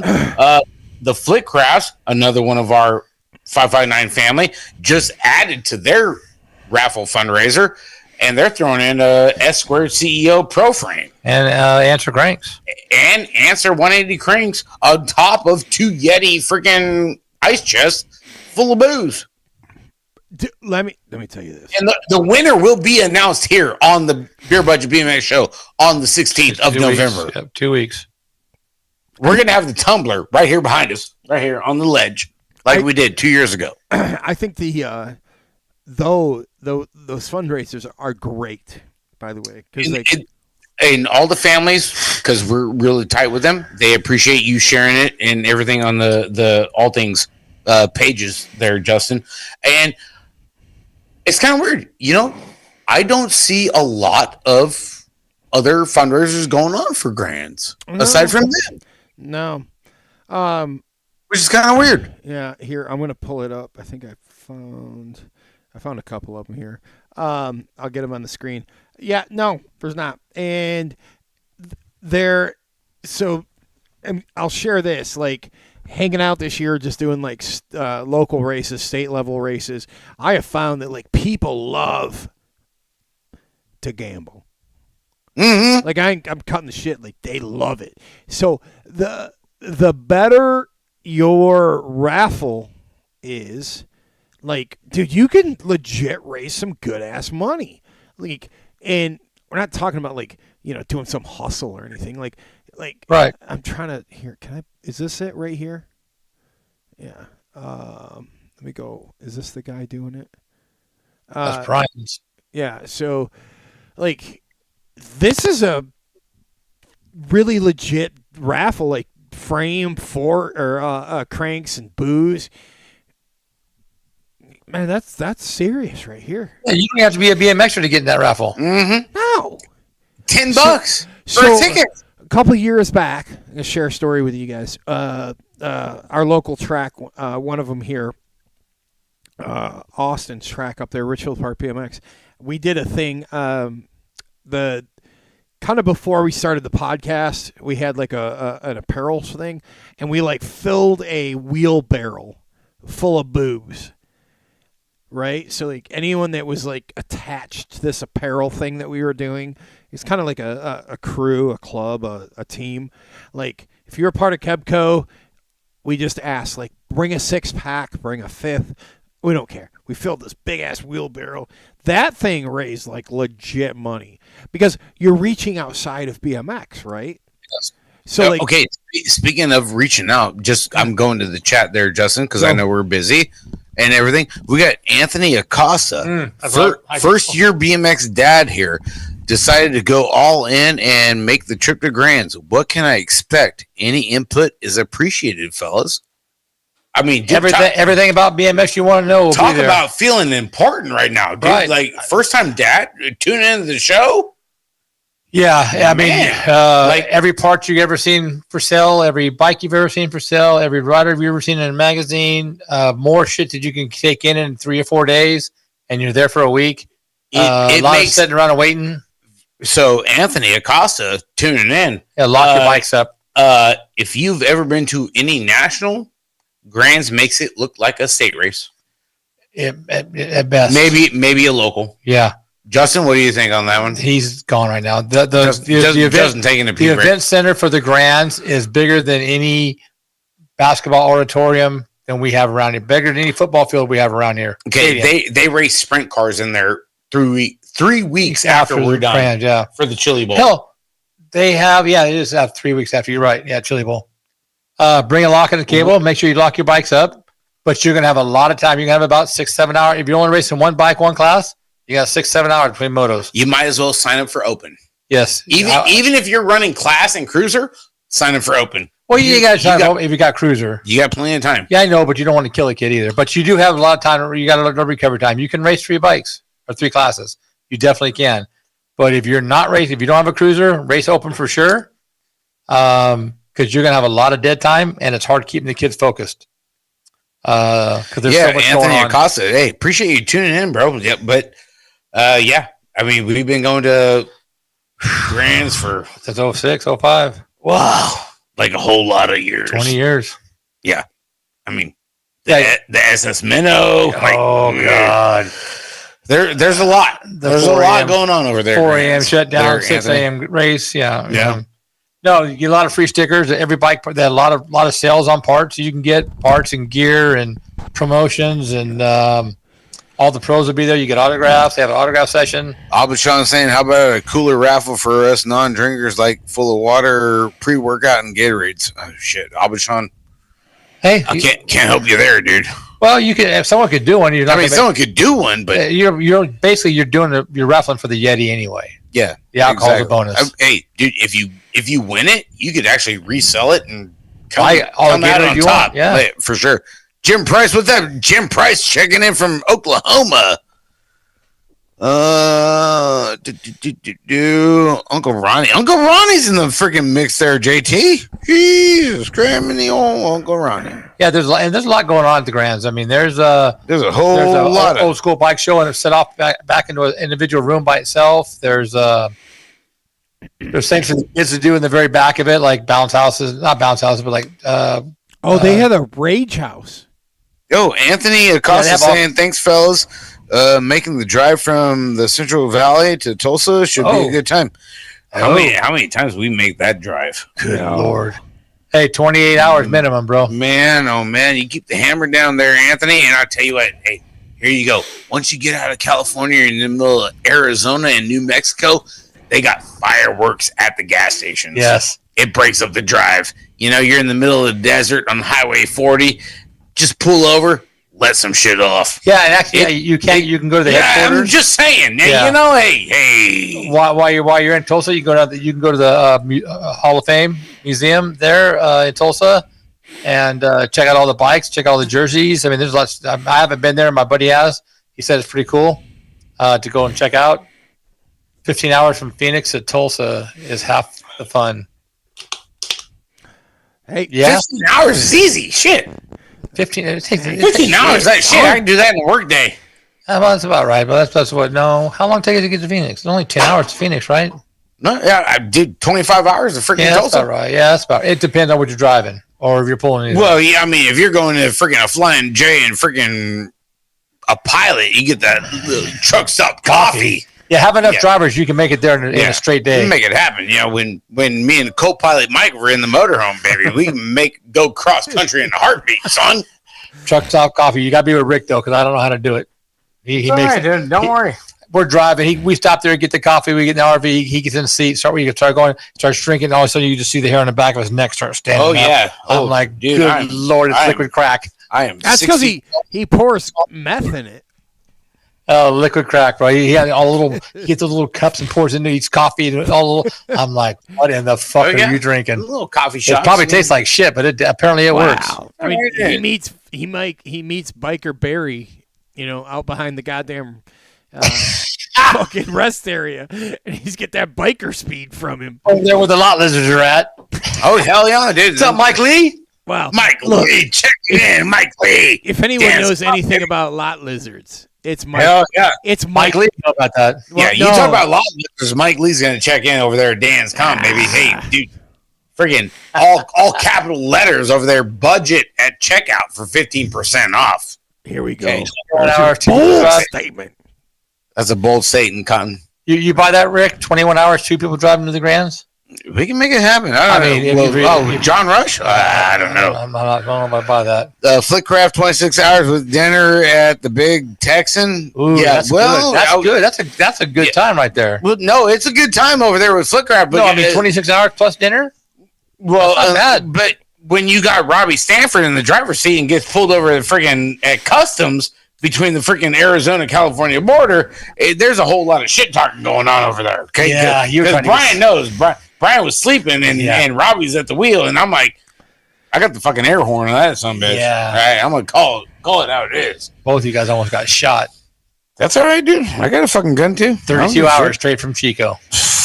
Baby, Mike 32. Lee. Mike Lee. Where do you get 32 from?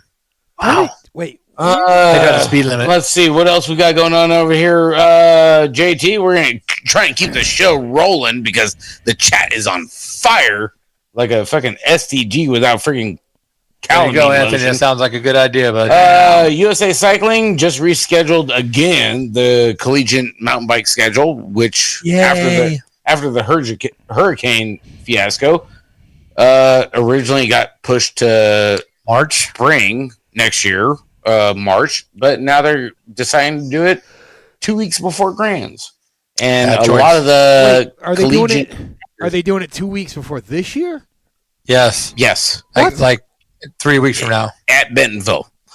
You know, so a lot of the BMX riders that are on scholarship for BMX and mountain bike are kind of throwing the protests out there, like, no, this bullshit ain't gonna happen. No, that don't make no sense. Me being big factory daddy is like, fight me. I don't really give a shit. Totally stupid. Then we got Red Bull Urban Downhill. Well, wait a minute here. That just freaking kicked off freaking last weekend. Cerebello originated in Chile. I tell you what, you know, a lot of people are like, well, hey, dude, beer budget BMX. Like, what are you doing talking about downhill? Like, no, dude. Rampage. Why aren't you talking about downhill? You don't know about Rampage? Right. Now we're talking about urban downhill through the villages of what they got going on over there. Cerebello is just off the chain. Every one of them fuckers is absolutely If you crazy. don't know, you better know. Okay? The Ride Companion podcast, those guys, Davey, Ollie, put on a great show. I love listening to their shit. And oh my goodness. Urban Downhill is getting ready to pipe off come next year. Okay? They're going to be in Asia, Europe, South America.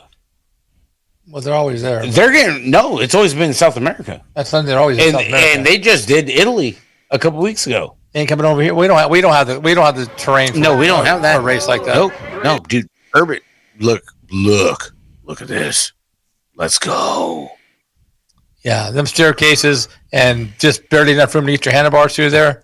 Dude, guys are cutting their bars when they get there. There ain't enough room for a popcorn fart right there. These guys are nuts. I love watching this. Oh, it's awesome to watch. I just ain't gonna do it. No. Look at that, doubling down staircases like that. Come on now. What do you do for bike setup? This is way different than downhill on dirt. Yeah, I have no idea. Okay, do I do 2 clicks, take some rebound out? Not a clue. You know, do I put a couple chips in the front fork? It's pretty freaking awesome. Well, I'll tell you that. What tires do you run? How do you figure this out? Okay. Well, they are running kind of a straight tire. These dudes are running like Rampage. Look at that. He is 100% right there. 100% in, all in, and running a mid like a holy roller, maxi holy rollers. About what they're running. Not too much knobby, but enough to get a little bit of grip when you need it. Yeah, and they are moving. And if you need some, Mike Melvin over there at the Hack Shack will get you some. Yes, I will. Nice plug. Look at that. I do. Oh, I love this shit. These guys are I love it. They're living on the edge. They're living their dream. I mean, I don't know how you have a dream like that, but it looks like you just wake up in the morning. I guess I want to go ride concrete. Look, you see that wall ride right there? That was nice. That's like 6 slabs of bacon right there. That was nice. Yep. That was nice. And a good stiff cup of coffee. That was nice. I mean, I'm more mad props to these guys. I mean, because they are They are very impressive. I mean, that shit is no joke. Did anybody not see what Tom Slavic did 2 weeks ago? Oh, geez, I gotta go pull that up now. The dude just put everybody on Easy Street on the concrete through the villages. Why wouldn't he? Because he's not like it's not his first rodeo. He's won a few of them. He's won a few of them. He is the Kyle Strait, the Cam Zink, the Seminole, downhill, the right. Regakin, Yep, of freaking urban downhill. Yep. Oh, he is. He's been. What do you do? What do you say? It's like you can't go be like, oh, dude, that was a great run. No, mother, that was fucking insane. You're running for seconds. All you can say. Mm-hmm. But these guys, all these guys, it's unreal. I don't care if it's Rampage, if it's Urban, if it's Livewire, if it's what's that one that we just had in? It's in Crankworks? No. The one that my boy Mike Goldstone won the first year. Crankworks. No, Hardline. Yes, Hardline. Yeah, that was Crankworks. Yeah, where the brother and sister. Look at this shit. Yeah, look how tight that is. Dude, there's no room for air. That thing is tighter than a fucking popcorn fart, dude. And especially when that one place they run right through these people's house, and the people are sitting at the dining room table eating. Yeah, and they're waiting for people to come through, but they're sitting at the dining room table eating, and they actually ride through this house and drop out of the backside of the house onto a ramp. Yeah, and so on the Ride Companion podcast, they had the main dude that. You're molting, man. My fellow brother is fucking disintegrating. He said that Red Bull Mexico on the course, the concourse of the runs, they pay your rent for the whole month. When they're getting ready, when they're putting this on, right? Because they're going to block your doors. You don't got to leave, right? But they cover your shit. So Red Bull Mexico freaking covers their shit for a month. Yeah, That's well, I can talk about Red Bull. So years ago, Red Bull rolled into Ray's mountain bike park here, in Ohio, and I got to announce a cross-country race they had there. This cross-country race was fucking insane. It was pretty much like what we're watching right now. Fuck, dude, was it 12 years ago or something? They had a course that went through the mountain bike park outside. They had to jump off a roof, and I got to announce this. Now, Red Bull rolled in, and I got to tell you, their money that they spend is fucking insane. So I got contacted through a local person at Ray's, and they're like, "Hey man, we want to have you announce this race." I'm like, "Yeah, whatever, dude." And I was like, "Yeah, I'm in." I was in because they were going to pay for a hotel room. So I got to my hotel room in Cleveland, just outside, by the mountain bike park. And when I walked in, my whole room was full of Red Bull shit. I never was more treated like a rock star in my whole life. Really? Yeah, dude. You feel like next level. Holy shit. There was, for those that know, my family owns some bars, but this place had they threw cases of Red Bull in, and my family's bar has one of the bars that used to move the most Red Bull in the county, so they were treated pretty good. Not like this. I walked in, they had 4 cases of regular Red Bull, 1 case of sugar-free, some booze, T-shirts, and a mirror, and some other stuff. And then during the event, it was insane how much money Red Bull would spend, right? So super it blew me away. And the thing that totally twisted me was that was not even something they were doing. That it was a promo, more or less. It wasn't even that, dude. They didn't even film it. They were not even filming for their TV or streaming channel. They were just there doing their thing, and they had like all these insane, crazy inflatables and whatever. And they had reached out to like the local distribution companies, so like they showed up, and they had like all these things. Like they had all these people running around giving out free drinks or free Red Bull and drinks. And Did they have foam fingers? They the thing was asking for a friend over there. Hillary Manteca BMX. No, she's right over there with Dye Job. Is Dye Job's in there? Yeah, they're in here. Yeah, Sean was in here earlier. Yeah, a couple times. Is Hillary the TO at the track that bought all those foam fingers? Oh yeah, dude, Hillary, dude, look out, you might get rickled.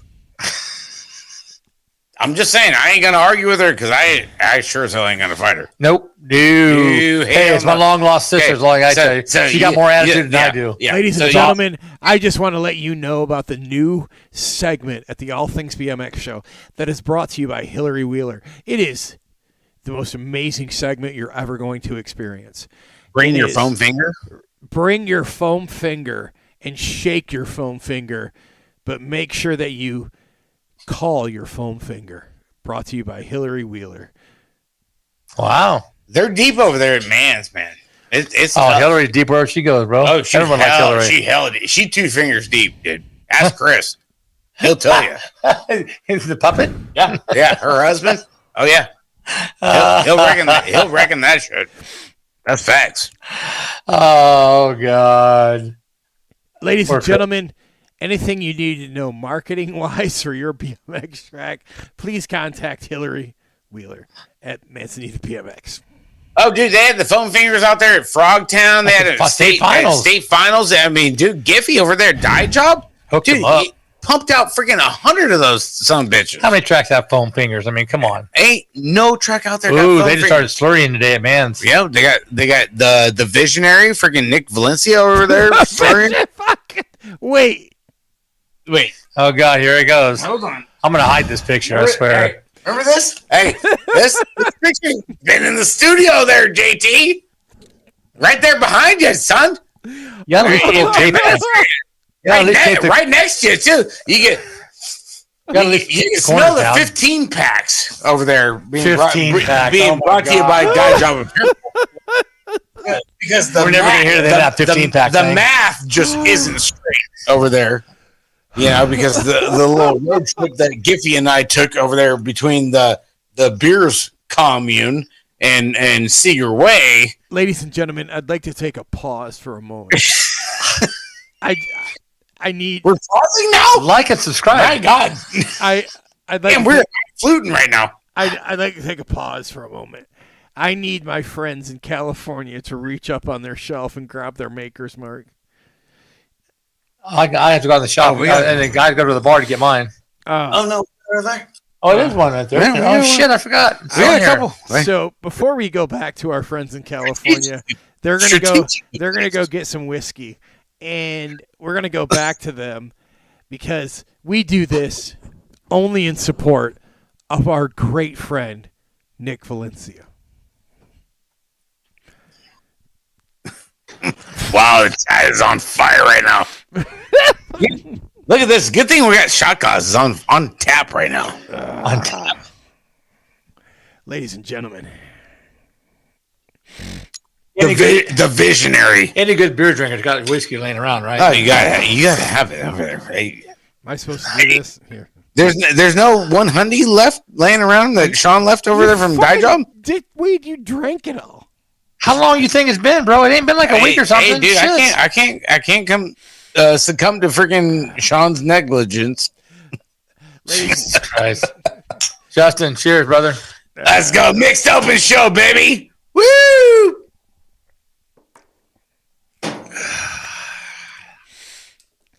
Oh man, he's drinking Jack. I could have went and got the Jack. Shit, get you all tingly right there. It does. What's up, Erica Flickcraft? How you doing, girl? Erica, hey, girl. Man, oh, man. Oh, Brian says we got bakers in the raffle. I tell you what. You know what, Justin? You are in, like, good hands, dude, with the 559. Okay? Which means you need to book a flight. Okay? Are you coming out for Dirty Fest? To come out here and hang out with the 559 because you shared all their raffles. Dude, they are gonna greet you with open arms, bro. Look, I've been working like a one-legged stripper at a butt kicking contest lately, so there's a little bit of expendable income that I have. I'd like to take the wife and I out there for until June. Oh, I tell you what, hey, super producer, she fit right in. Oh, good Lord! Yeah, they're all going to jail. Oh yeah, she fit right in with all the other BMX moms. You know, I mean, Erica. Redhead Brandy, Brandy, Trinity. It'd be good. I mean, Melissa, she's not much. It'd be good for the soul, dude. All right, fair enough. Especially right before the cruise. No, we ain't gonna make it before the cruise. I can tell you that right now. When's the cruise? Okay, anywho. Mid-December sometime. No, we're talking about Dirty Fest, bro. June. No, you gotta get your feet wet. Oh shit! I don't want. Here's the thing. I don't want to be honest with you, cats. I don't even want to be out there for like a big thing. I sound like roll out there. Melissa and I roll out there one time, like just a fucking average, nothing going on weekend, and we just fucking fuck shit. There's no such thing out here, Justin. There's never. Nothing. Well, sweet baby. Next. Right now, between now and the end of the year, yeah. But other than the Grands, there's nothing going on. But like after that, it's wide open. Like I'd like to roll out there by you cats. Her and I come out there, and that Hollywood fantastic, amazing mustache motherfucker, Mike Miranda, comes out, and we all get to hang out in your studio, Mike. Yeah, he's always got something going on, dude. Fuck that guy. He'll make time. If he don't, dude, we'll cancel him. Oh, he comes to NorCal a lot. He's just a matter of catching him. That's all. Like, it's not that hard these days. Like, all we got to do is just say, like, isn't he's doing like this rad event down in Texas, right? I'll pull it up here in a second. Yeah, for sure. Yeah, same weekend as Grands. Yeah, but if he don't show up to your guys' house. When Melissa and I are out there, I'll just straight up, we'll just cancel him. Like, shit! New Year's Eve, Brian's birthday, Braden's 40th birthday, and 559. Son of a bitch! Yeah, that'd be a good time to roll out. Yeah, you definitely come over here. No, Melissa and I won't even be like recovered from the. Oh cruise. yeah, you'd be coming from the cruise. That's right. You're right. No. Yeah, no, I mean you could do that too. You come out just any weekend, make sure the weather's decent, and April, May, June. Dude, you got like 900 bikes there, dude. I got one. I'll pick out and ride. Oh shit, there's plenty of bikes. Can I make a cool announcement without hijacking the show? Sure. Hey, well, I mean, it is the mixed open show. Mix it up, ladies and gentlemen. Oh shit. Ladies and gentlemen, grab your ball, like shave your butthole, bleach your butthole, grab your ball sack, hold your fallopian tubes, buy both sides. This has happened. Wow. Let's go. Shit, drop it like it's hot there, kid. Yeah. This is like freaking MTV jams. Hey, how long have you guys known me to ride a mongoose? Before or after the fucking DK stickers? You son of a bitch. The 24 front and the cruiser and the 20-inch back. Which one? Daddy's moving. Really? Yeah. Moving to a. Let me think about this. It's a Crenshaw. I am both bikes, son. Baby. I gotta tell you, I fucking love them. They're good. Like I said, they're good looking bikes. I mean, I haven't ridden the side hack. I want to take the side hack off it and ride the bike itself just to see.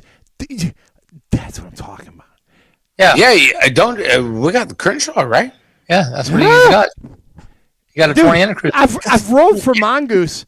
Okay, so I I don't want to start like a here's the factory life of having a podcast of I don't want to start a shit show because like remember when Mike got me the bikes and there was like all that shit. Hey, whoa! This is coming from the guy who gets free fucking frames. Shut up. Let's help story. There's gonna be a whole lot of jealousy right now. Are you talking? Rick gets fucking free frames. I'm a little bit butthurt. You motherfucker.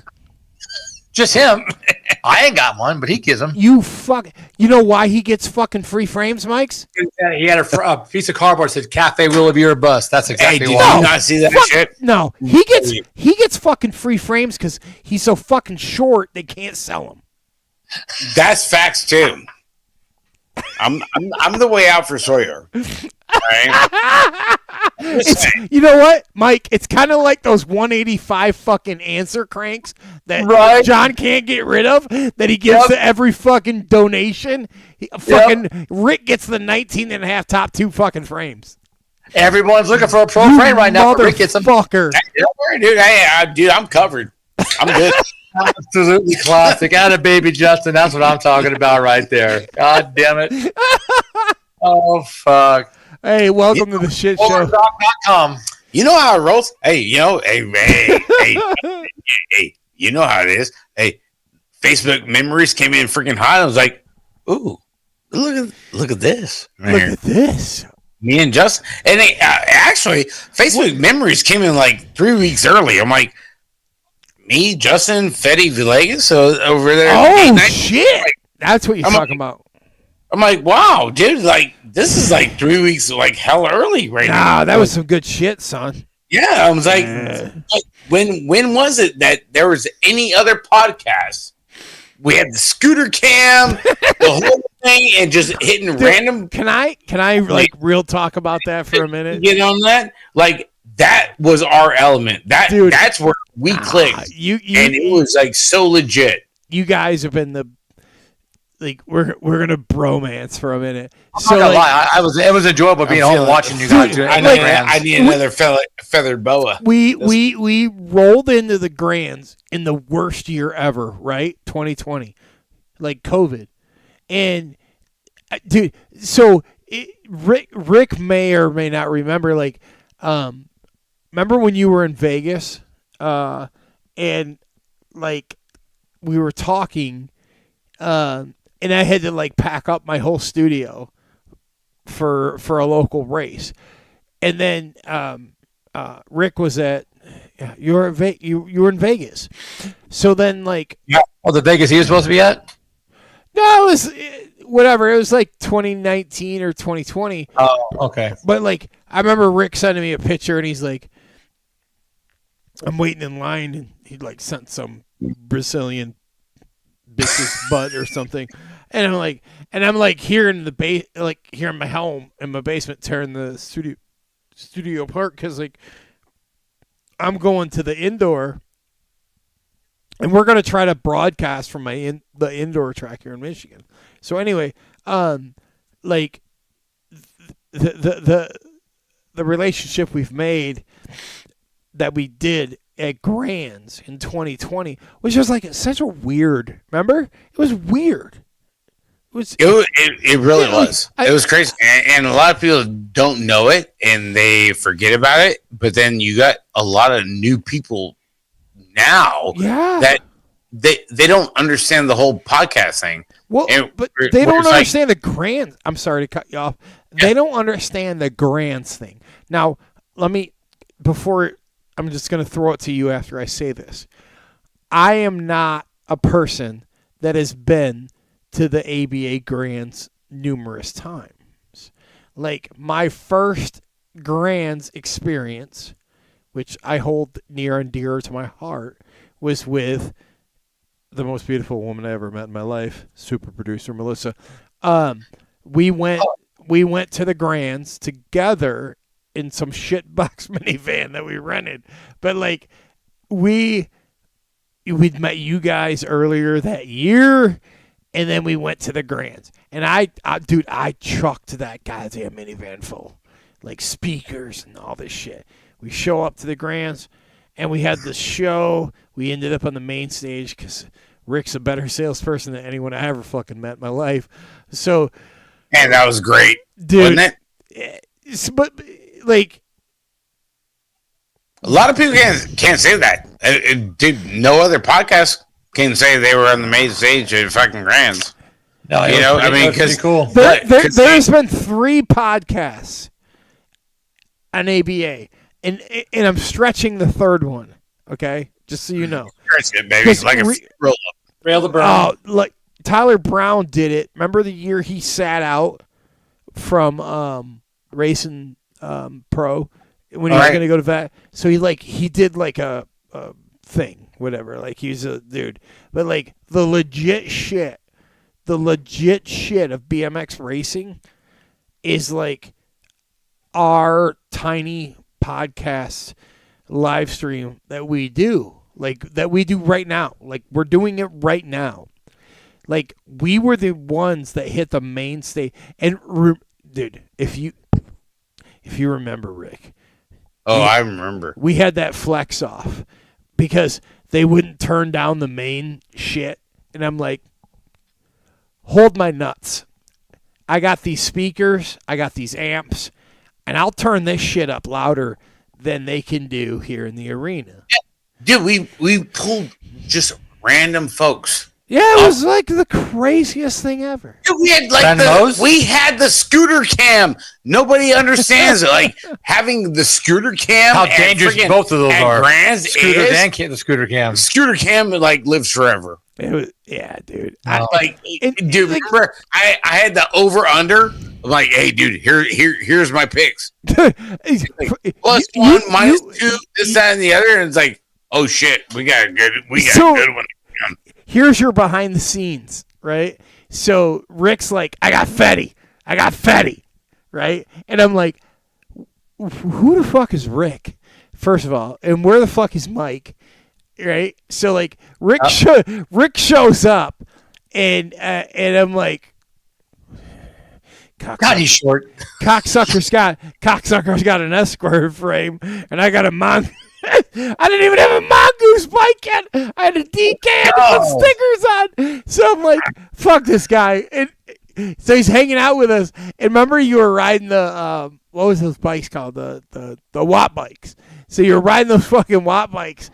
Yeah, the Watt bike. Yeah. Yeah. And I'm like, this motherfucker. And so he's hanging out, and like then he's like, hey. And I was like, this dude is my spirit animal. Because, like, we're going to do this together. And we, like, put all this shit together in, like, 5 minutes. Right? So, like, shows. Remember the show we did with all the girls that Melissa hosted? With, like, we had, like, Avery. We had Baby Mangler. We had all them. Everybody. Like, dude, oh, my God. Like, it was pork chop, too. But no. Like it was just like, I don't even remember. I don't know whose idea it was. It didn't even matter. We were like sitting there like we were in this think tank. Like, what can we do? And the craziest thing was we had the shittiest internet ever. And I've been to Grands once in 2020, like the weirdest year you could go to Grands. And I had the most fun I ever had in my life, ever. I got to meet you. Mike was a prick, never showed up. Oh, fuck you. Fuck you. I went to the Grands and to Vegas to meet you, and you didn't show up. Don't give me that bullshit. Man, I went to fucking Vegas. No, you didn't. What year did I go to Vegas? I don't know. Wrong. No, that was 2022. Yeah, you weren't. Neither of you cocksuckers. And then I got COVID. Yeah. So, but anyway, like we did 2020 was like the craziest year because like all this shit happened. Like fucking this midget shows up and he's like, "Hey, we're gonna go over to the main stage." I'm like, "Who? What the fuck?" And fucking Rick and I are carrying an entire. I had a picture of the video of you guys carrying the table over. Dude, to the oh my God! I would fucking pay. I would pay. Be careful, someone probably has it. Someone has it. No, wait. How much can I afford? I would pay $386 for that video. Because, like, Rick is on one end and I'm on the other. And, like, the table has my fucking MacBook Air. It has my fucking speakers, all kinds of shit. His laptop, my laptop. If you flip it, it shows over if you flip that it's table. fucking done. Yeah. But the best was, like, I sent a picture to Noah Robinson's kid, Drake, and great fucking family. I sent a picture to him, and I'm like, dude, he was remember Drake sitting with us on the stage. Oh yeah, Drake was all about the no logo, dude. He's like, Drake's out daddy's credit card to hella quick. Yeah, but Drake's like sitting there and he's looking back, and they got a picture of like us on our shows, and this is like the thing about our sport, right? Like, we don't get when it comes to like the NFL, the baseball. So like this year was like the first year I watched the World Series, and I'm like, we with our like live stream show, podcast shows, like we got to be the World Series, but like by this insane default. I mean, dude, big shout out to Chris Allen. Oh, he opened the door for us. Yeah, Justin. He did the belt series. We held those things, and them motherfuckers were heavy. You remember when like Melissa was setting up there on the stage at her like Robin Quivers' desk? Yes, Robin Quivers. Jesus Christ, from Howard Stern. Yes, it was exactly. So cool. And like then we did our show, and you and Chris brought like Tanner Sebasta and like all these dudes, and like Greg Harrison was on there, John Day was on there. Dude, the best shit ever. It will be 5 years ago now. Yes. But it wasn't good enough for them. Then we got shortchanged. Yeah, it wasn't good enough for them. I don't give a fuck about them. I know it's not. I don't. You know what, dude? Here's the thing. Fuck them. Fuck them.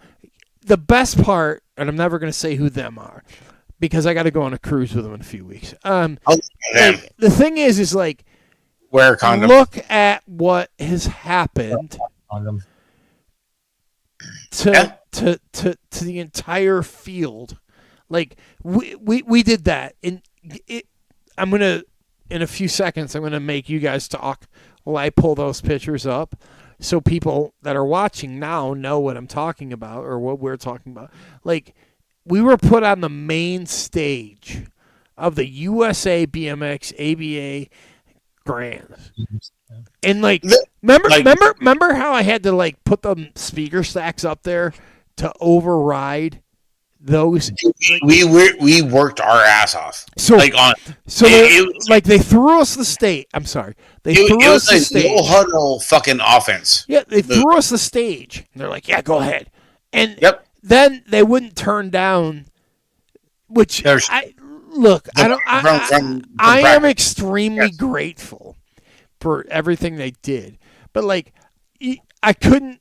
Just practice. Remember, like me trying to balance the sound, and I'm like, yes, I gotta fucking, and I'm out there, I'm on the subwoofers, like cranking the subs up and the satellites, because like I couldn't overpower the house sound, and like we did, and like what was crazy, like it was cool because Melissa just heard some shit the other day. It was like we were there to present the awards for DeSoto, Texas, with Chris Allen. Well, no, and there was practice going on. Yeah, and they wouldn't freaking differentiate. They wouldn't help you guys out. Well, they didn't turn it down. And I'm not shitting on them, because like, who the fuck knows where the volume level is in that place? But like I had an array system, which if anyone that's in the like DJing or sound know what I'm talking about. I had this array system. Is a PV system that I had to stack the shit on, And I had to run that shit like plus fucking 8 to just like cover the area we were in, which was great because we did. The end of this story ends in that we made it happen, and we got to do something that 4 to 5 years later, like I'm still high on. It still hasn't been duplicated. No, dude, like nobody's and that little midget sitting next to you, like fucking killed it. Oh, you. Oh, like, me? Oh. Like he'll tell you, like in the moment, I had like 90 things I'm trying to do. I think when dude, I still have my race pants on from practice. Like I'm running around setting all that shit up, and Chris Allen's like talking to these people and bringing them over, and you're doing the thing, and I'm like off the stage, kind of this, that, making sure the speakers are blowing loud as shit this way. How that to my, I still struggle with the fact, like, why do I want to go to another Grants? Because, like, that's it for me. Here we are 5 years later. Like, how do we beat it? How do we make it better? And when I say make it better, if you guys are still listening, I'm not saying make it better as a racer, because I'm not even talking about my experience as a racer. That experience is a whole nother show. I'm talking about it as like a contributor of a media outlet. Like, man, that was amazing, dude. Right? You guys have to look up from your phones. Well, I don't. Yeah. I watched it all. I mean, I would, but when you got John Sawyer chiming in right now. Where the fuck is he at? He's in Florida, but he's watching the show right now. You tell Sawyer I need a 30-pack. Yeah, get right on that. Yeah, he's all about it, baby. Can we call him right now? What are you gonna call? Depending on what you call him. Might be able to. I mean, it depends. I mean, you know how Sawyer is. We go into what we were doing in 2020. John David. He remember him hanging out and like helping us get guests. Oh yeah. He was tickling our balls. But then I wouldn't go that far, but he was tickling. Dude, I'm short. I'll take it. We were super early on, right? Mm-hmm. In what we were doing, and I remember sitting there, like just running around with my race pants on, like getting everything, and we were talking. And we're talking to the guy from Tangent, and we were talking to Sebasta and everybody. And I remember Sawyer, he's such a gangster. I love that guy. He sends me a picture, and I look at my phone, and he's like, remember, he's up on the mezzanine. Oh yeah, John's like that, dude. It was so awesome. Like, and so. I think where I'm going with this is like that's the coolest part, but like the best part of this sport, right?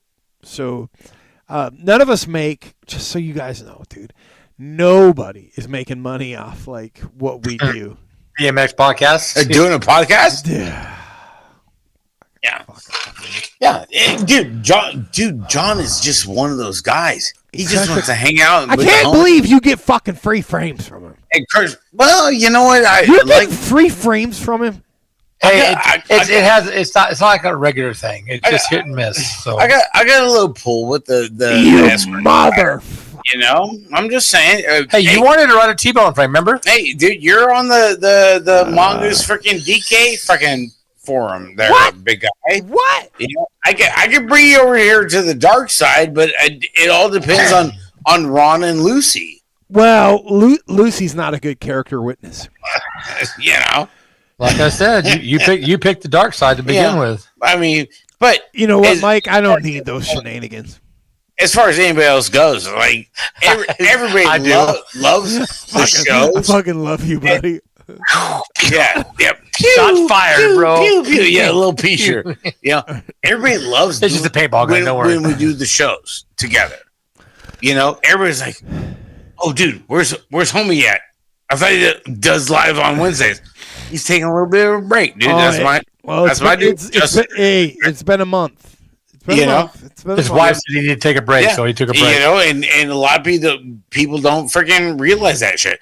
I tell a lot of the locals too. Hey, dude, we took a couple weeks. You legit have like locals out by you asking about our show.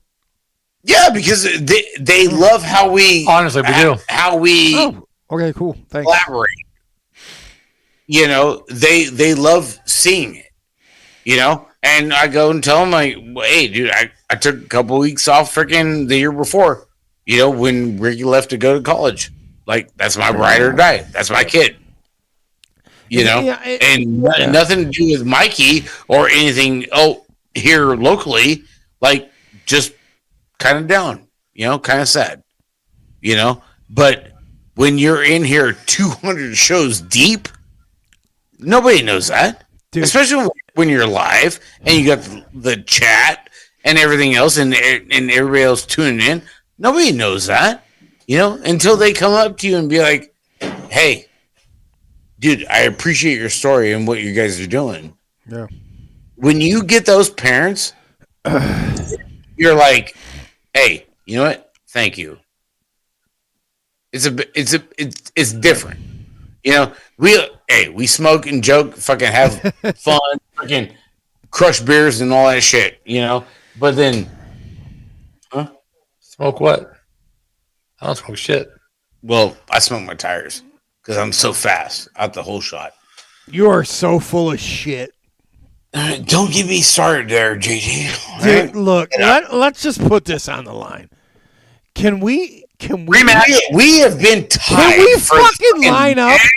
The NAG won fucking podcast racing for 2.5 fucking years. This is dog shit. I can't do it. Nobody fucking knows. It's still out there. You guys are fighting for less, dude. First of all, I've never seen ever pedal a bike in my fucking life. Look, we need to keep it quiet. We don't need to upset Dale Holmes, okay? We ain't gonna upset Dale Holmes. I don't fucking need to try to compete against him. No. Oh, you mean in a race for podcasts? No. This is a mano thing here, bro. This is a one-on-one. It's all about YouTube. This is like Karate Kid. Sweep the leg. Maybe next time you guys could be actually racing for like 3rd or 4th or something. That'd be kind of nice. Bro, we fucking raced in St. Cloud for 7th and 8th. It was so amazing. What we were talking about was 7th and 8th. Fuck who won. They were talking about you two clowns. It was so fucking hilarious. Oh, yeah, Big Chad was all worried about it, dude. I had my tax reform because I was going to get 3 monsters. One for me, one for Justin, and one for Damon. It's like you can't max my credit card out. Yeah, you can't write this shit off, motherfucker. And like the fucking hell I can't, asshole. I'm gonna fucking I'll blast you on our podcast.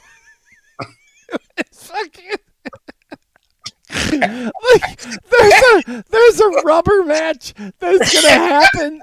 No one's gonna understand the significance. No one gets it, Justin. Like the shit that we do and have so much fun doing. In the chat or like the shit talking, like, oh my god, if they could all be like around us and we had like had a hug of what we do, shit. Oh my god, you have to go back to Florida for anybody to know what you guys are talking about. Fuck, dude, you go back to Florida and race the same track. Going back to the same cloud. I remember being in the back of this whatever rental, the back of the van that someone kidnapped him in. No. We left St. Cloud. It was the day I beat Rick, whatever day, Friday, Saturday, Sunday, Monday, or Friday. Dude, it was raining like a motherfucker. Sunday, Monday, really? It was like torrential. But Mike messages. I had fucking water running down my ass. Oh god, yeah. No, the best thing I ever heard from you is like, best thing is when it's raining, no one knows you pissed your pants. I'm like, that is some really good logic from Rick. Oh, yeah, I mean, dude. But how often do you piss your pants when you're racing a bike? I mean, not very often. I don't know, but like, it's for fucking rain. So, I remember like we were leaving out of the back part of fucking whatever track we were at. And Mike, you were messaging me, Mike, and you're like something about like racing or something. I was like, oh no. Why didn't you race? Because I decided you changed jerseys. I didn't know you were even out there. That's what it was. And I was like, no, dude. I totally. How the hell did you let fucking the midget fucking beat you? Yeah, I was like, no. You're like, oh. Yeah, how the fuck did Rick just beat you? Well, I changed jerseys. Well, fuck, like I'm supposed to know. I was like, how the fuck did Justin just get beat by a fucking Thunder Chicken? Well, he did. I won. I had a different jersey on. Oh, well, there you go. Fucking thanks. Hey, dude, the only two podcasts that have been tied for freaking Nag 1 for the past 3 years. Only two podcasts that have been tied, period, are these two. That's it. I don't care what level you're on. It's these two. It's us, dude. And I mean, I would probably, like, if I got out by you guys, I don't know how far Dale is, but, like, I would... 6? Oh, well, no. Fuck off. Yeah. I was just gonna say I might pay a 6-pack for him to whoop her ass, but like, not 6 fucking hours. Dude, we watch him at Frogtown and Dirty Fest every year, dude. He has not missed. Dale's a good time. Fuck, he's such a fucking gangster. He is just cheap. Actually, I was telling a person I work with today, like Dale Holmes to me is not just like this amazing racer, you know, like with what we do with podcasts and live stream, you know, he's a badass dude. But at the same time, like I'm a mid-school dude. I'm not an old school guy. So like Dale was I was a big fan of his. And what I was telling this friend of mine is because of this, what we do week in and week out, I have met the like Michael Jordan, the current basketball superstars. I don't know who they are, but if you take the sport of whatever you're following, say it's basketball, and like you know, there's the Michael Jordan, there's the what's the kid's name that came out of Ohio, Akron. How would we know? We know he's back there. LeBron James. Oh yeah, that guy. Oh, over there at Gate 9. No. So where I'm going with this is like if you insert like the current and mid-school and old school pros of your sport, whatever it is, golf, basketball, football. I'm like, we have been blessed to be able to meet those people in our sport, right? Yes. So I was telling a friend of mine, literally like yesterday, like how, like, you know, like Mike Miranda is my Michael Jordan. Like that dude is my fucking Michael Jordan, right? And then like we've interviewed Connor Fields on our show. Like that's like he's a goddamn gold medalist, right? And so on and so forth. So I'm like, man, dude, I'm just like this average fucking dude, right? That got to meet all these people, and then there is those people that you hold near and dear, right? So Dale, being like in my mid-school life of bike riding, is there, and the fact that him and I have this same thing that we do with interviews and podcasts. I'm like, that guy is the podfather to me because he's like the first guy that brought this form. And now, like, here we are doing the same thing. He did. You know, we offered it. You know, John David was like, oh, dude, he pumped our dicks full of shit. And it was like, oh, dude, really love what you guys are doing. Cool. Hey, thanks, John. And then 2021 comes, and it's like, we're going to go a different fucking direction. Because you know why? Because you had too much of a following at that point. Okay, you know what? Wait, who? What? John David. He was talking to John David. Oh, fuck that guy. Yeah. But yeah, you guys had too much of a good response for you. Yeah, fuck that dude. I mean, dude, look at the scooter cam. Fuck him. We had so many freaking just random parents who was like, "Hey, dude." Well, where I was going with this, give you 5 minutes. And they're all for it. Give me 5 minutes. I'll go right back to where we were talking. Was like the thing with Dale was like, you're the man. You get to meet like my respect for Dale. Like, here's a guy that was like a super mega racer, and then he's this podcast guy, and I'm just this shitbag trying to fucking do podcast. Like, wow. And then I was telling my friend this is like, I get text messages from that guy every now and then, like, great podcast, great interview. And I'm like, you have no fucking idea what that's like when the Michael Jordan of your sport tells you, like, great job. Like, dude, I screenshot that shit and send it to my friends that quit bike riding, and I'm like, go fuck yourself. Like, that's what I do. You get a fucking attaboy for fucking dude, it's fucking rad, isn't it? Like, we are so blessed of what we're doing that, like, these other people give us kudos. But back to what you were talking about with the John David guy, I have talked to him since he went to his other job. And I'm like, bro, let's chat. Let's talk. Yeah, be nice if he, like, cleared the air of what happened. Dude, there's nothing. There's nothing there. He left for more money, Rick.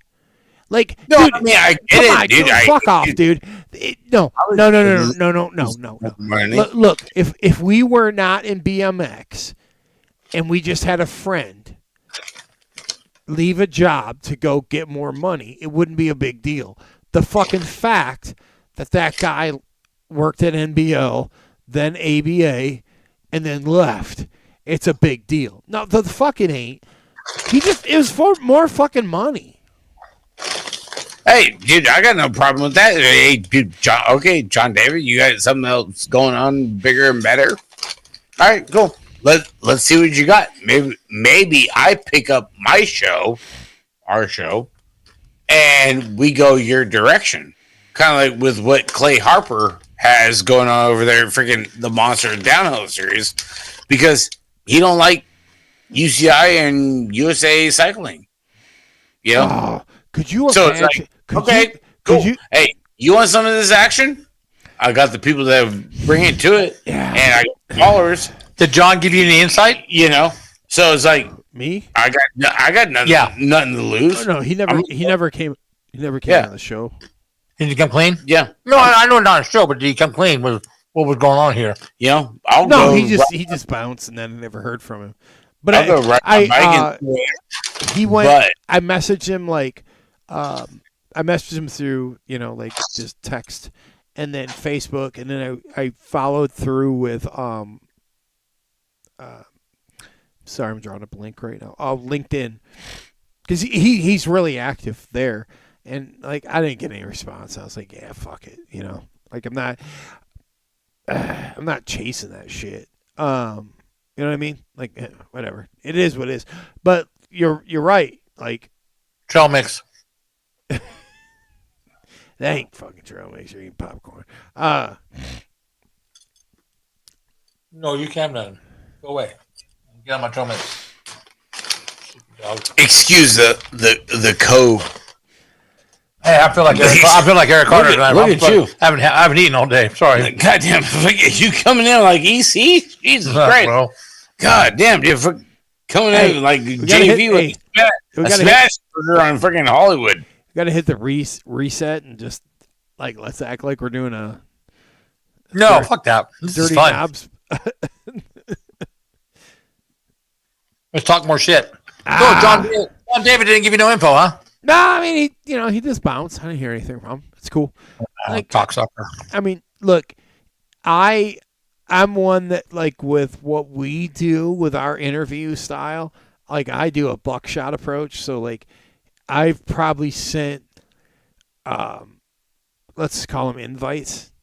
I've probably sent like more invites to people than I have those that accept.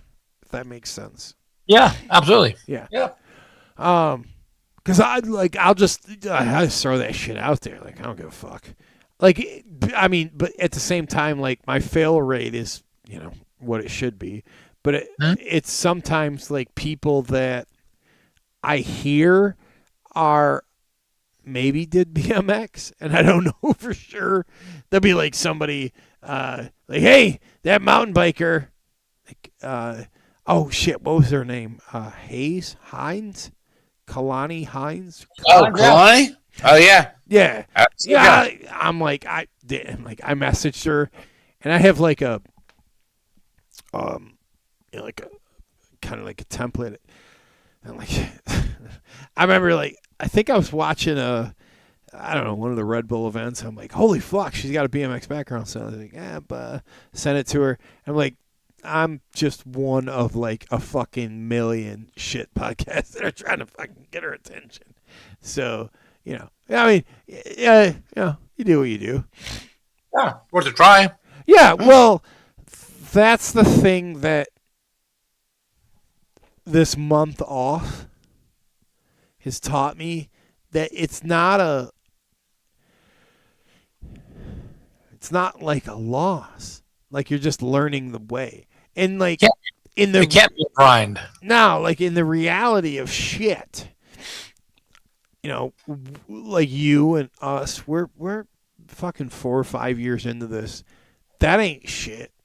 Oh yeah, we're hella deep, dude. No, for a lot of things, for a lot of podcasts, no, 4 or 5 years is nothing. They've been doing. And when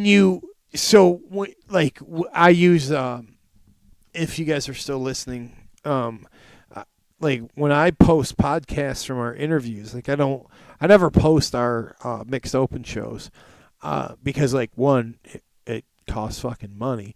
So we're some broke ass motherfuckers. Well, yeah. So like for me to run the All Things BMX show, it's about $130 a month. That's like the hosting fees, the podcast fees, and so on and so forth. And so like when I take a show and convert it from the video to the audio and upload it, it's based on the length. So, when you do that, the hits you get are what you receive, and whatever bullshit compensation, which, like, you guys have seen in our chat, like the bullshit things I get from Meta, the $2.38 fucking cents. Oh yeah, Meta is like, I get it all day long. Like, no, sorry, like later. Yeah, but like the podcasting part, like, I have X amount of shit I can upload a month, and then it costs more. So, like our shows, we upload. Right. Yeah. Makes sense. And that's what we've always done. It's kind of like goes off of what with John David. 2020. What the fuck did he call our first mixed open show? I don't even know. The All Things Beer show. Yeah, it was you and me. We're at the expo center, and it was like, okay, let's make it happen. We talked a couple times, and it was like, all right, cool. Hey, in fairness, dude, I've never met a person. I've never met a person in my entire life, other than you and Mike, that like we do what we do right now. You know what I mean? Dude, look what we did freaking on the 4th of July weekend over there for the Waterford Oaks freaking National. With beers and Giffy. Sean flies in. We got the Jeep. You guys pick me up at the airport. It's like, oh yeah, baby, let's go. Can't believe you didn't make him walk from the airport. Motor City Harley Davidson coming in clutch. Bro, man, it's good shit. What is Scott Salone? What are you talking about? Old school. What's up, old school? Is he in here? He's in the chat. Hey, look at that, Scott. It's on for you. Hey, can I put this up here if people want to call in? Throw it up there, JT. Hey, it's your show, bro. Not my show. It's our show, son. Yeah, dude, we're lackadaisical over here. because You're always we don't got shit going on right now. Hey, we're winding down. Like I was trying to get the TO of the indoor track that's going to open here in Michigan, but he's like super fucking busy. So I was trying to get him on the show tonight to talk a little bit about that here. Michigan. Well, yeah. You know, no, not we, but that's Utah, Desert Peak BMX in Thule, Utah. They have an indoor that is getting ready to pipe off too. You know, I gave them that's caller. The bat phone's ringing. The bat phone. Ladies and gentlemen, welcome to the Mixed Open Show. Who do we have on the hotline? I guess it's somebody named Old School finally. What's up, Scott? Are you shitting me right now? Yeah, sweet, man. Old School. Nope, got the light turned on for you and everything. Yeah, I just hung up on him. Oh, what a dick. Wait, what? I hung up on him. What a dick. That's what I mean. But you're fired. Huh? Me? I'm calling Melissa. I'm going to call him back, and I'm going to ask him for a time he'll finally come on the All Things BMX Show. It ain't all about you, Josh. This is a mixed open, motherfucker. Wait, what? My first time caller, last time caller. If you're gonna hang up on me. Hey, there he is. Let's go, cocksucker. Hang up on me. I'll show you, man. I'll call your ass back. Oh shit! I was in a panic mode. I was like, "Hey, before I patch the call through, Scott. What? I need a date, son. Okay, that's what Melissa keeps telling you. Yeah, well, I need a date. You're gonna come on the All Things BMX Show. Are we gonna do a broadcast at Grand's? No, I'm not gonna. Actually, I won't be there this year. I'm sorry. You know what? We can make it happen, Scott. I will be there.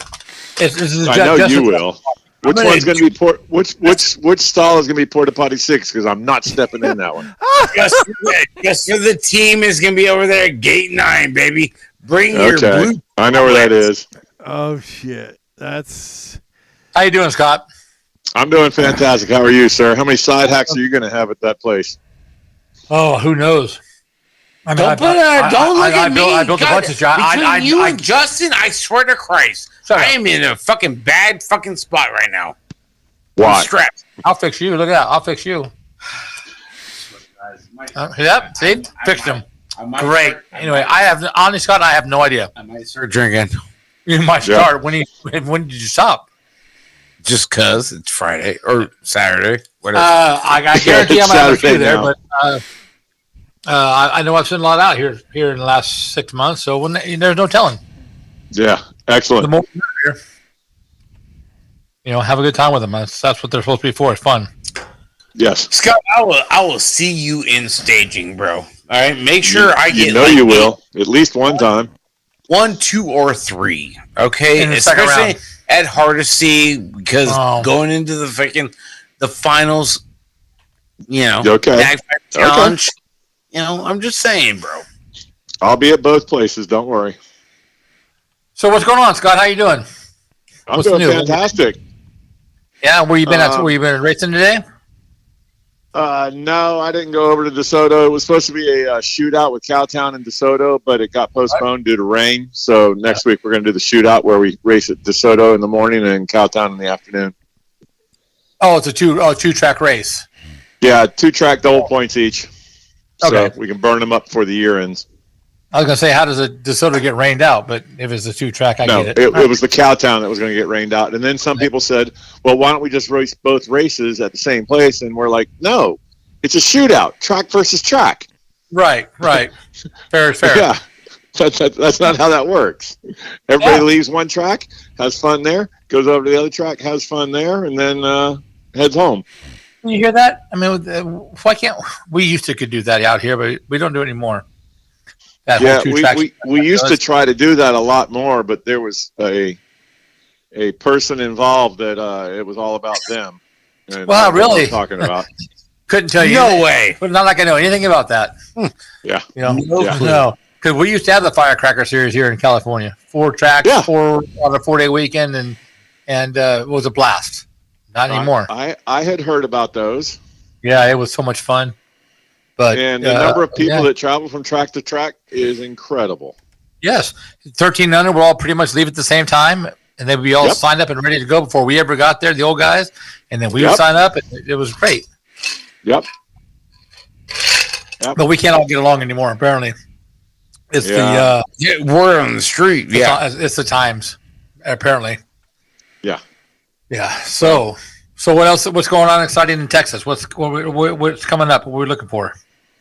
Let's see what's coming up in Texas. Other than the shootout, we've got nothing right now that I know of. Been raining down in Houston again because I get warnings from Pearland that they're not able to run. And let's see, I'm ready to drive up to Tulsa, but it ain't time yet. They don't start moving dirt till the 13th. You're leaving on the 13th? No, that's when dirt starts moving in. Oh, okay. All right. Because there's no gun show the weekend before. Oh, really? Yeah, the gun show got moved forward. They got another week to prepare for the track, prepare for the grands. Then that's good. Yes. That's really good. Yeah, we don't have to work late as often, is what it turns out. The last couple of years, tracks they've been good, but they haven't been. They've been good. They could have been better. Right. Exactly. That's all I'll say. Yes. Yeah. I mean, and no shade. I mean, if you work with the time you have, that's all you can do. We've only got so many hours that we can push in there. Right, and they're cutting you short by having a gun show the weekend before. So I get it. Makes sense. That's awesome. Yep. Another week, and it'll be smooth like butter, Rick. So you better butter, baby, shred the gnar, baby. Turkey, baby. It'll be all about you. Mm-hmm. They haven't released the track layout yet to the public, have they? Oh, poor Dustin. Does Dustin Jacobs know that it hasn't been released yet? I'm sure he knows. Otherwise, he'd have posted it. Yeah, it hasn't been released, huh? I didn't know that. I thought it already had. It's been a big freaking pandemic between both shows. No, it's just kind of weird. I mean, it's here we are a month out, and just want to see the layout. Well, no, we're 3 weeks out, and there's not even a layout yet. That's kind of weird. Hold on, it's fully laid out. Don't worry about that, guys. But right. Whether anybody else has it other than them. Well, you know public, how it I don't is. believe. Old school. I mean, you kind of like give us a little, and we give you a little. Oh, we ain't getting shit, bro. He ain't gonna get in trouble. Just going on there. I know. I'll tell you one thing. It's not an M.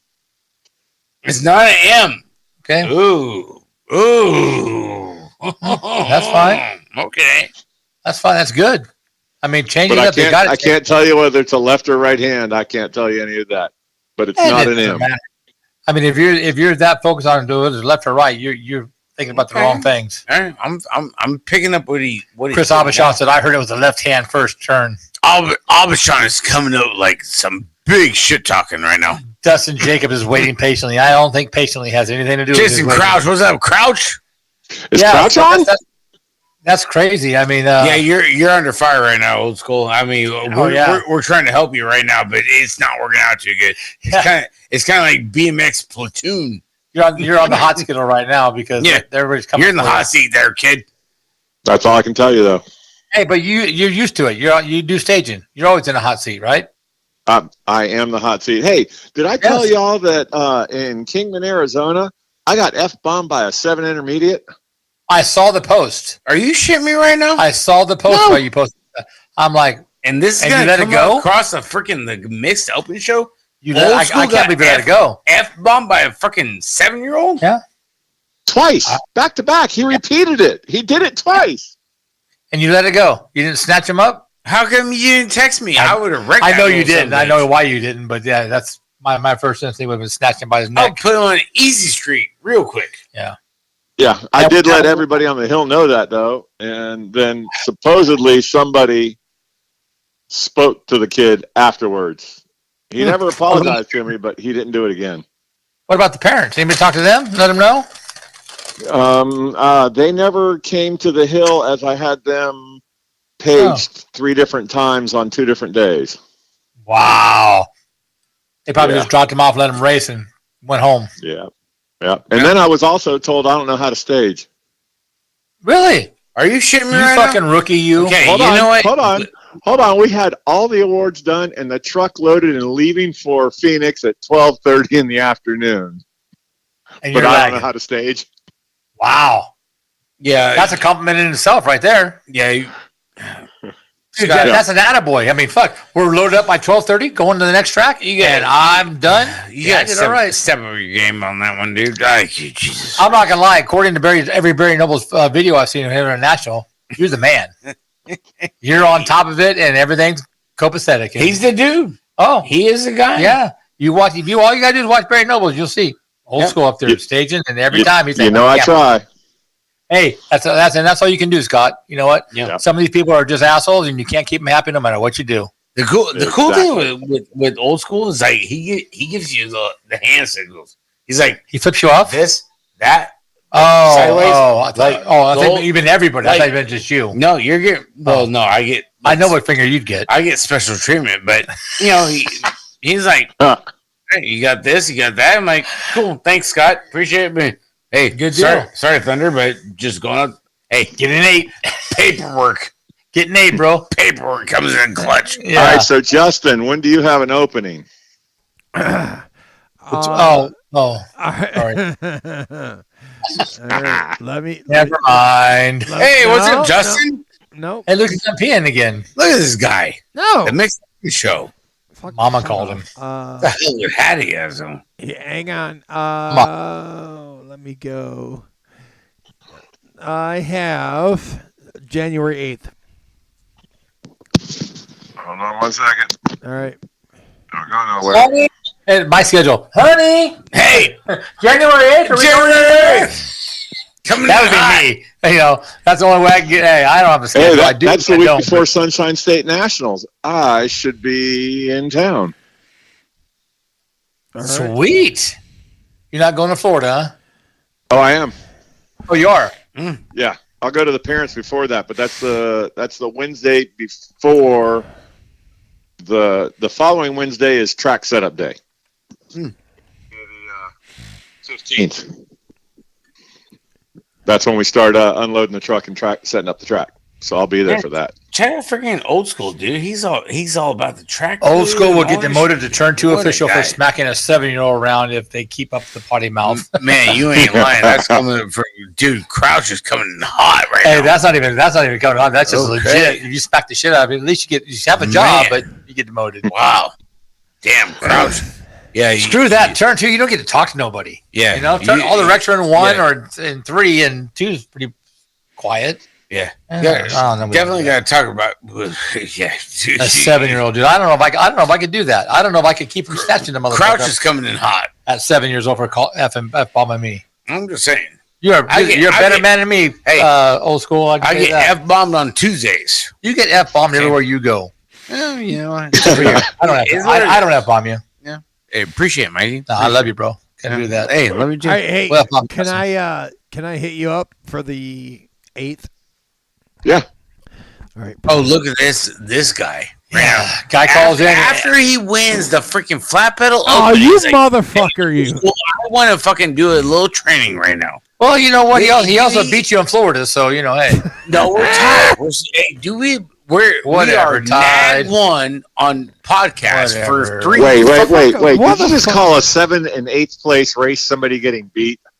Yes. Okay, Oh, okay. Hey, they weren't even announcing who was winning. It was just about these two Scott, winners. easy there, killer. Dude, that's hilarious as fuck. That's exactly. Hey, Scott, if you were tuning in earlier, that's exactly When what I said. I'm in 7th or 8th, I'm doing my princess way of going across the finish line.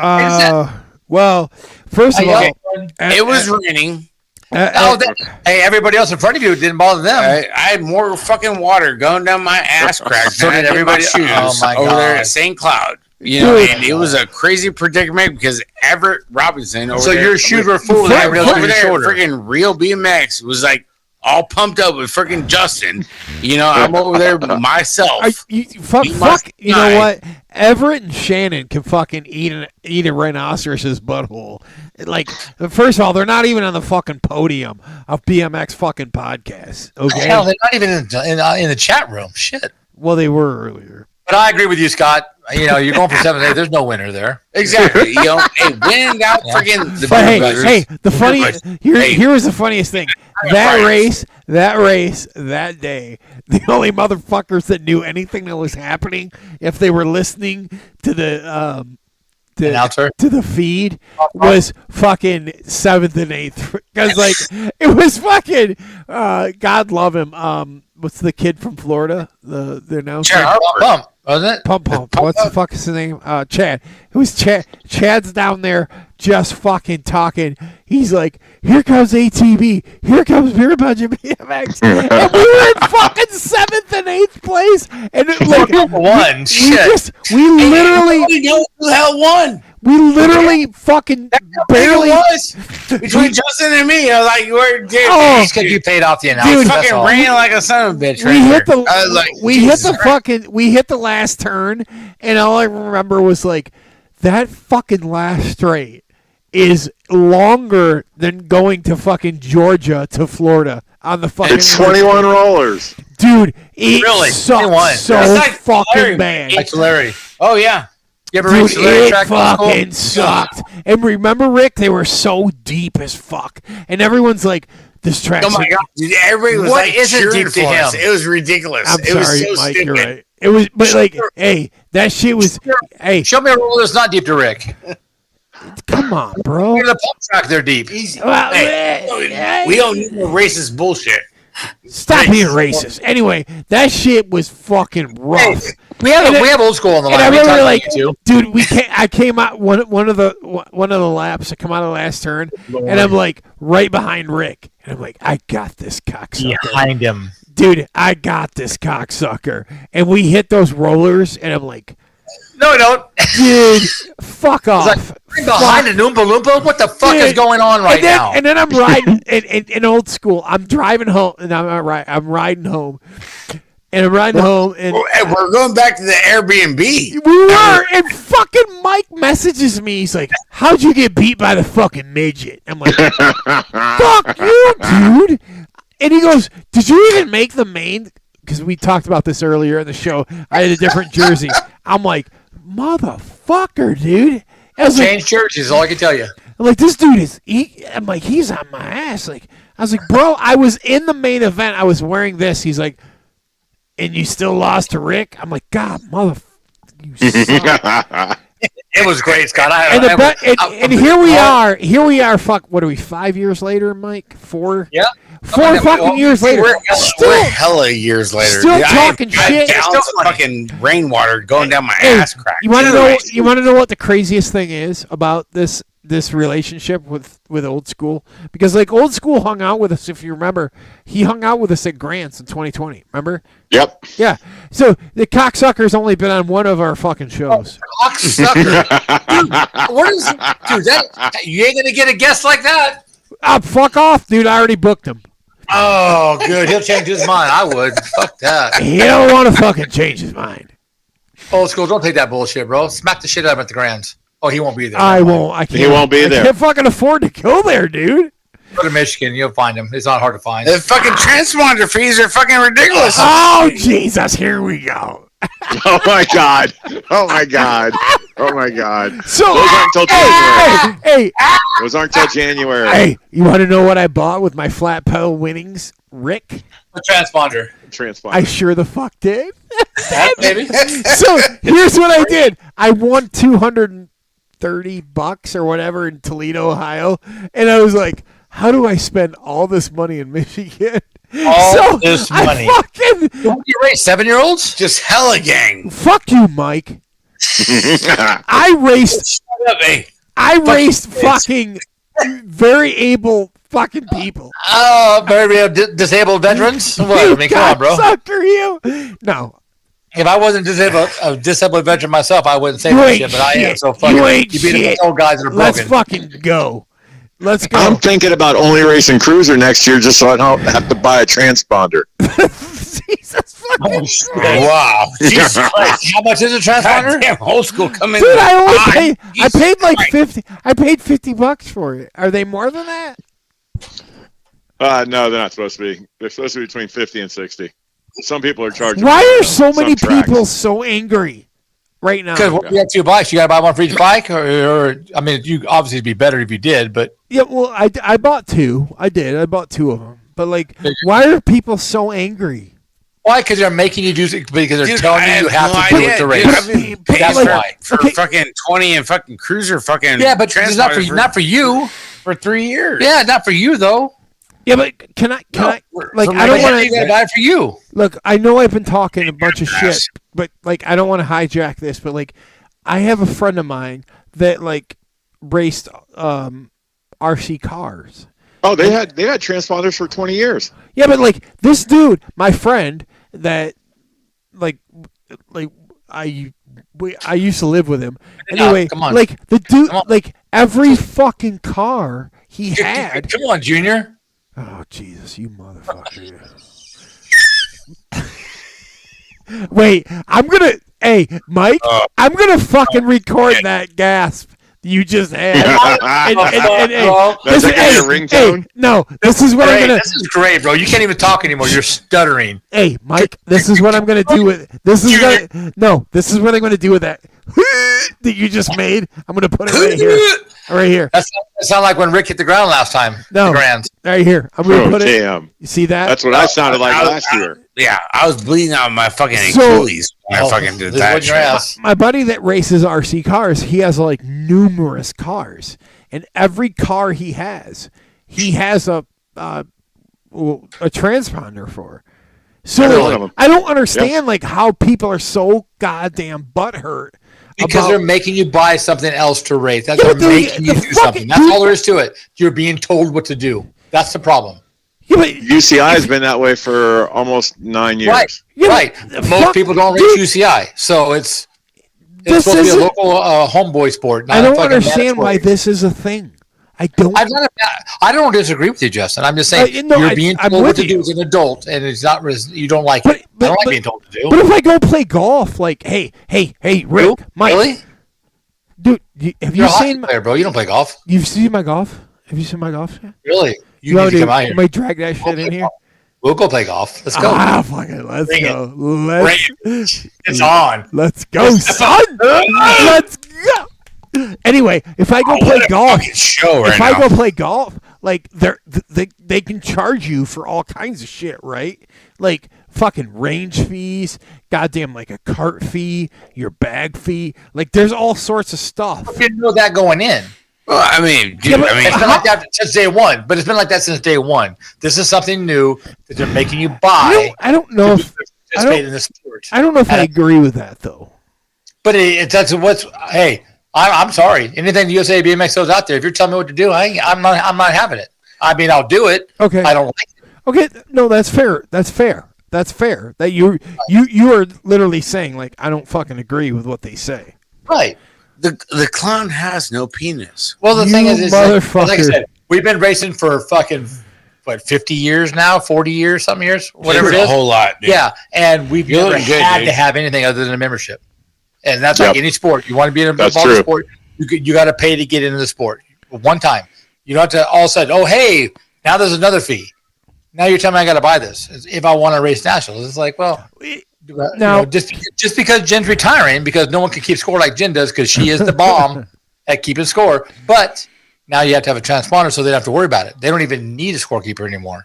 So is That's it fine. fair to say that like it's the change part? Okay, hang on. It's the change part with the added dollar amount that is like Freaking people out. okay, Yeah. okay. No. Here's where it all comes from. Membership fees, number of races, and racing fee all went up in 1 year. All Yeah. three things went up in 1 year. Yeah. Plus a transponder, too, on top of And that. that, hold on, and then the transponder comes in the next year.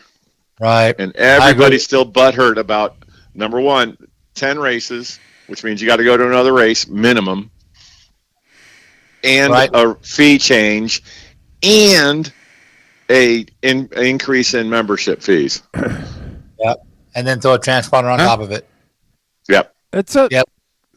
Yeah, it's a bunch. It's a bunch. Dude, you know what? When I first came back, it was $40 a national. And now the other thing everybody's talking about is about moto counts being down.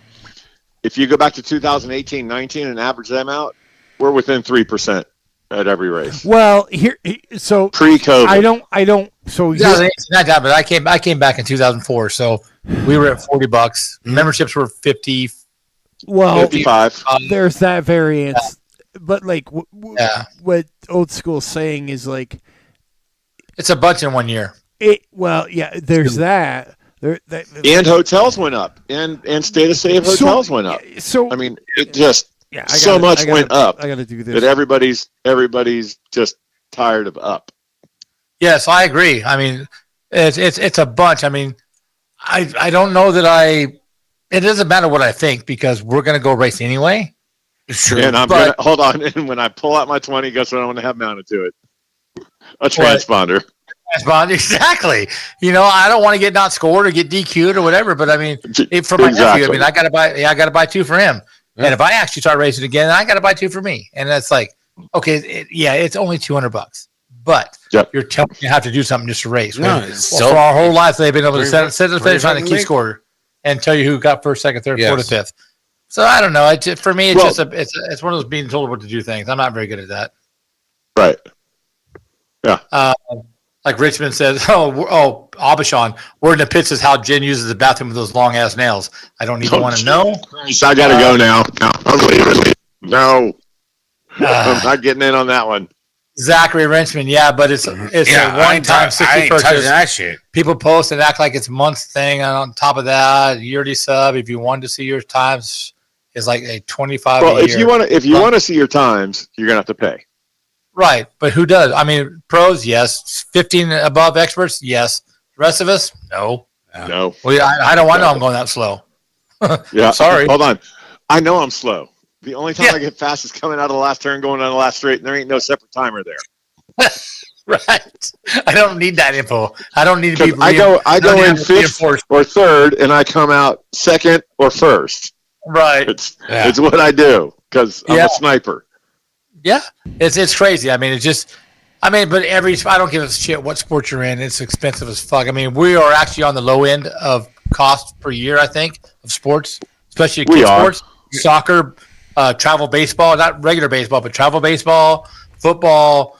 Most of the sports are way more than what we pay. Yeah. And they tell you, those sports tell you what hotel you're staying in and what price you're paying. Right. You don't get to stay on your own hotel. You've got to stay in the team hotel. And it's never the super 8 that old school stays in. I'll put it that way. Oh, you're not staying in the Motel 6 by the Reno Event Center? Yeah, come on. Exactly.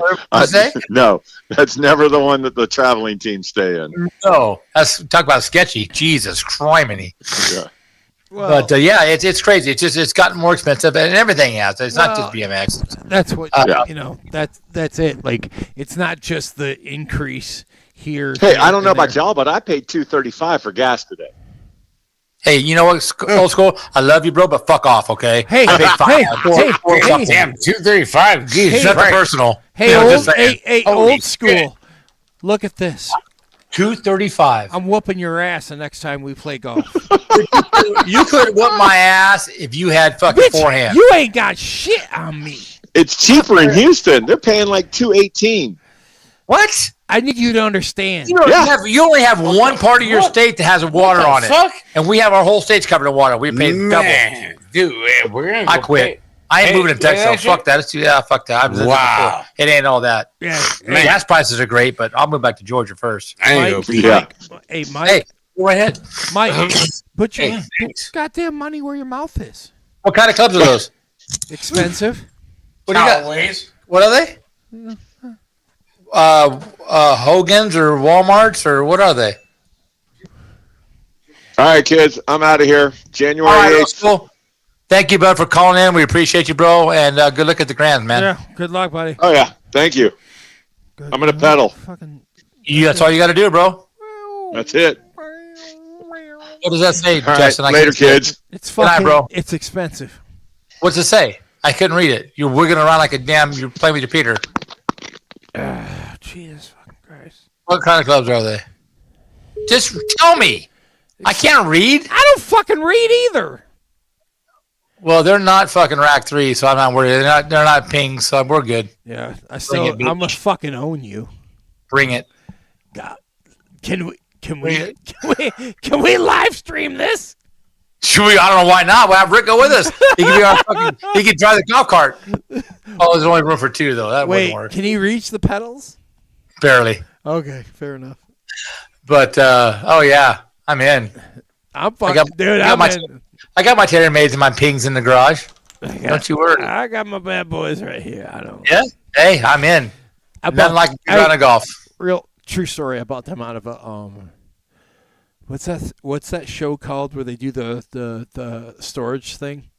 Storage Wars. Yeah, I bought that out of it. Really? Yeah. So the bag is a Hooters tour bag, which they only made. The story behind that is they only made X amount for the store or restaurants that they had, and whatever. So like I bought that, and then that driver was like a $400 driver.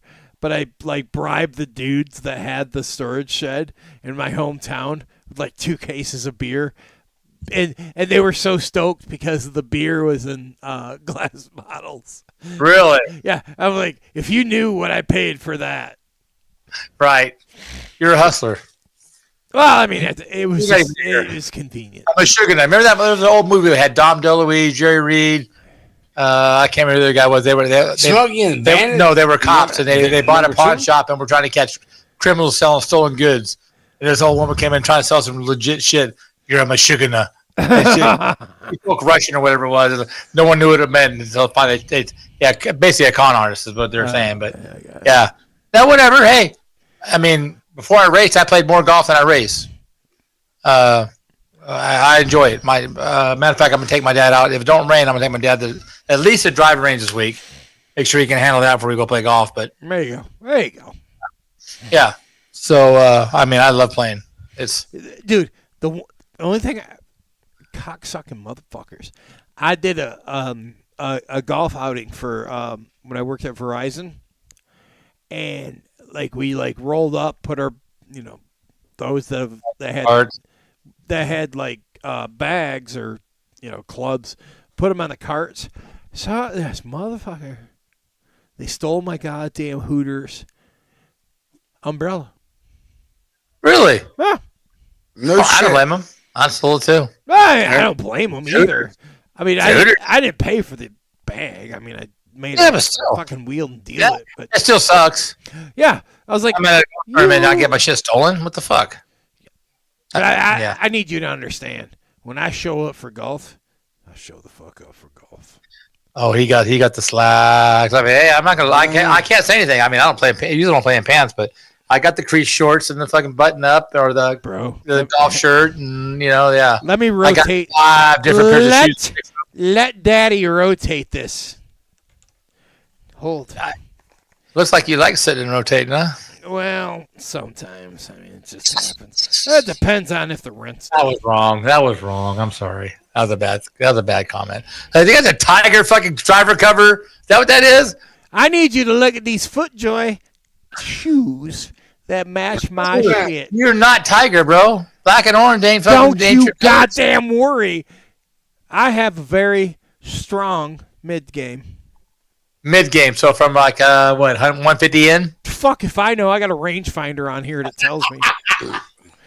It's like this. It's like this thing that somebody told me to buy, and I'm like, you just shoot it out there, and it tells you how far the fucking hole is. They're like, yeah. I'm like, look, I've been trying to find a hole every day of my life since I was 13. So if I had that my whole life, I'd have been set, right? You mean to tell me? And they're like, it does. I'm like, okay, cool, good talk. Yeah, I've never used one. I mean, I have 2 of them now from my dad, but I've never used one. So I'm looking forward to actually going out and trying it out, see how it works. I'll fly these fucking clubs out to you, and we'll go play. Here's how we'll do this.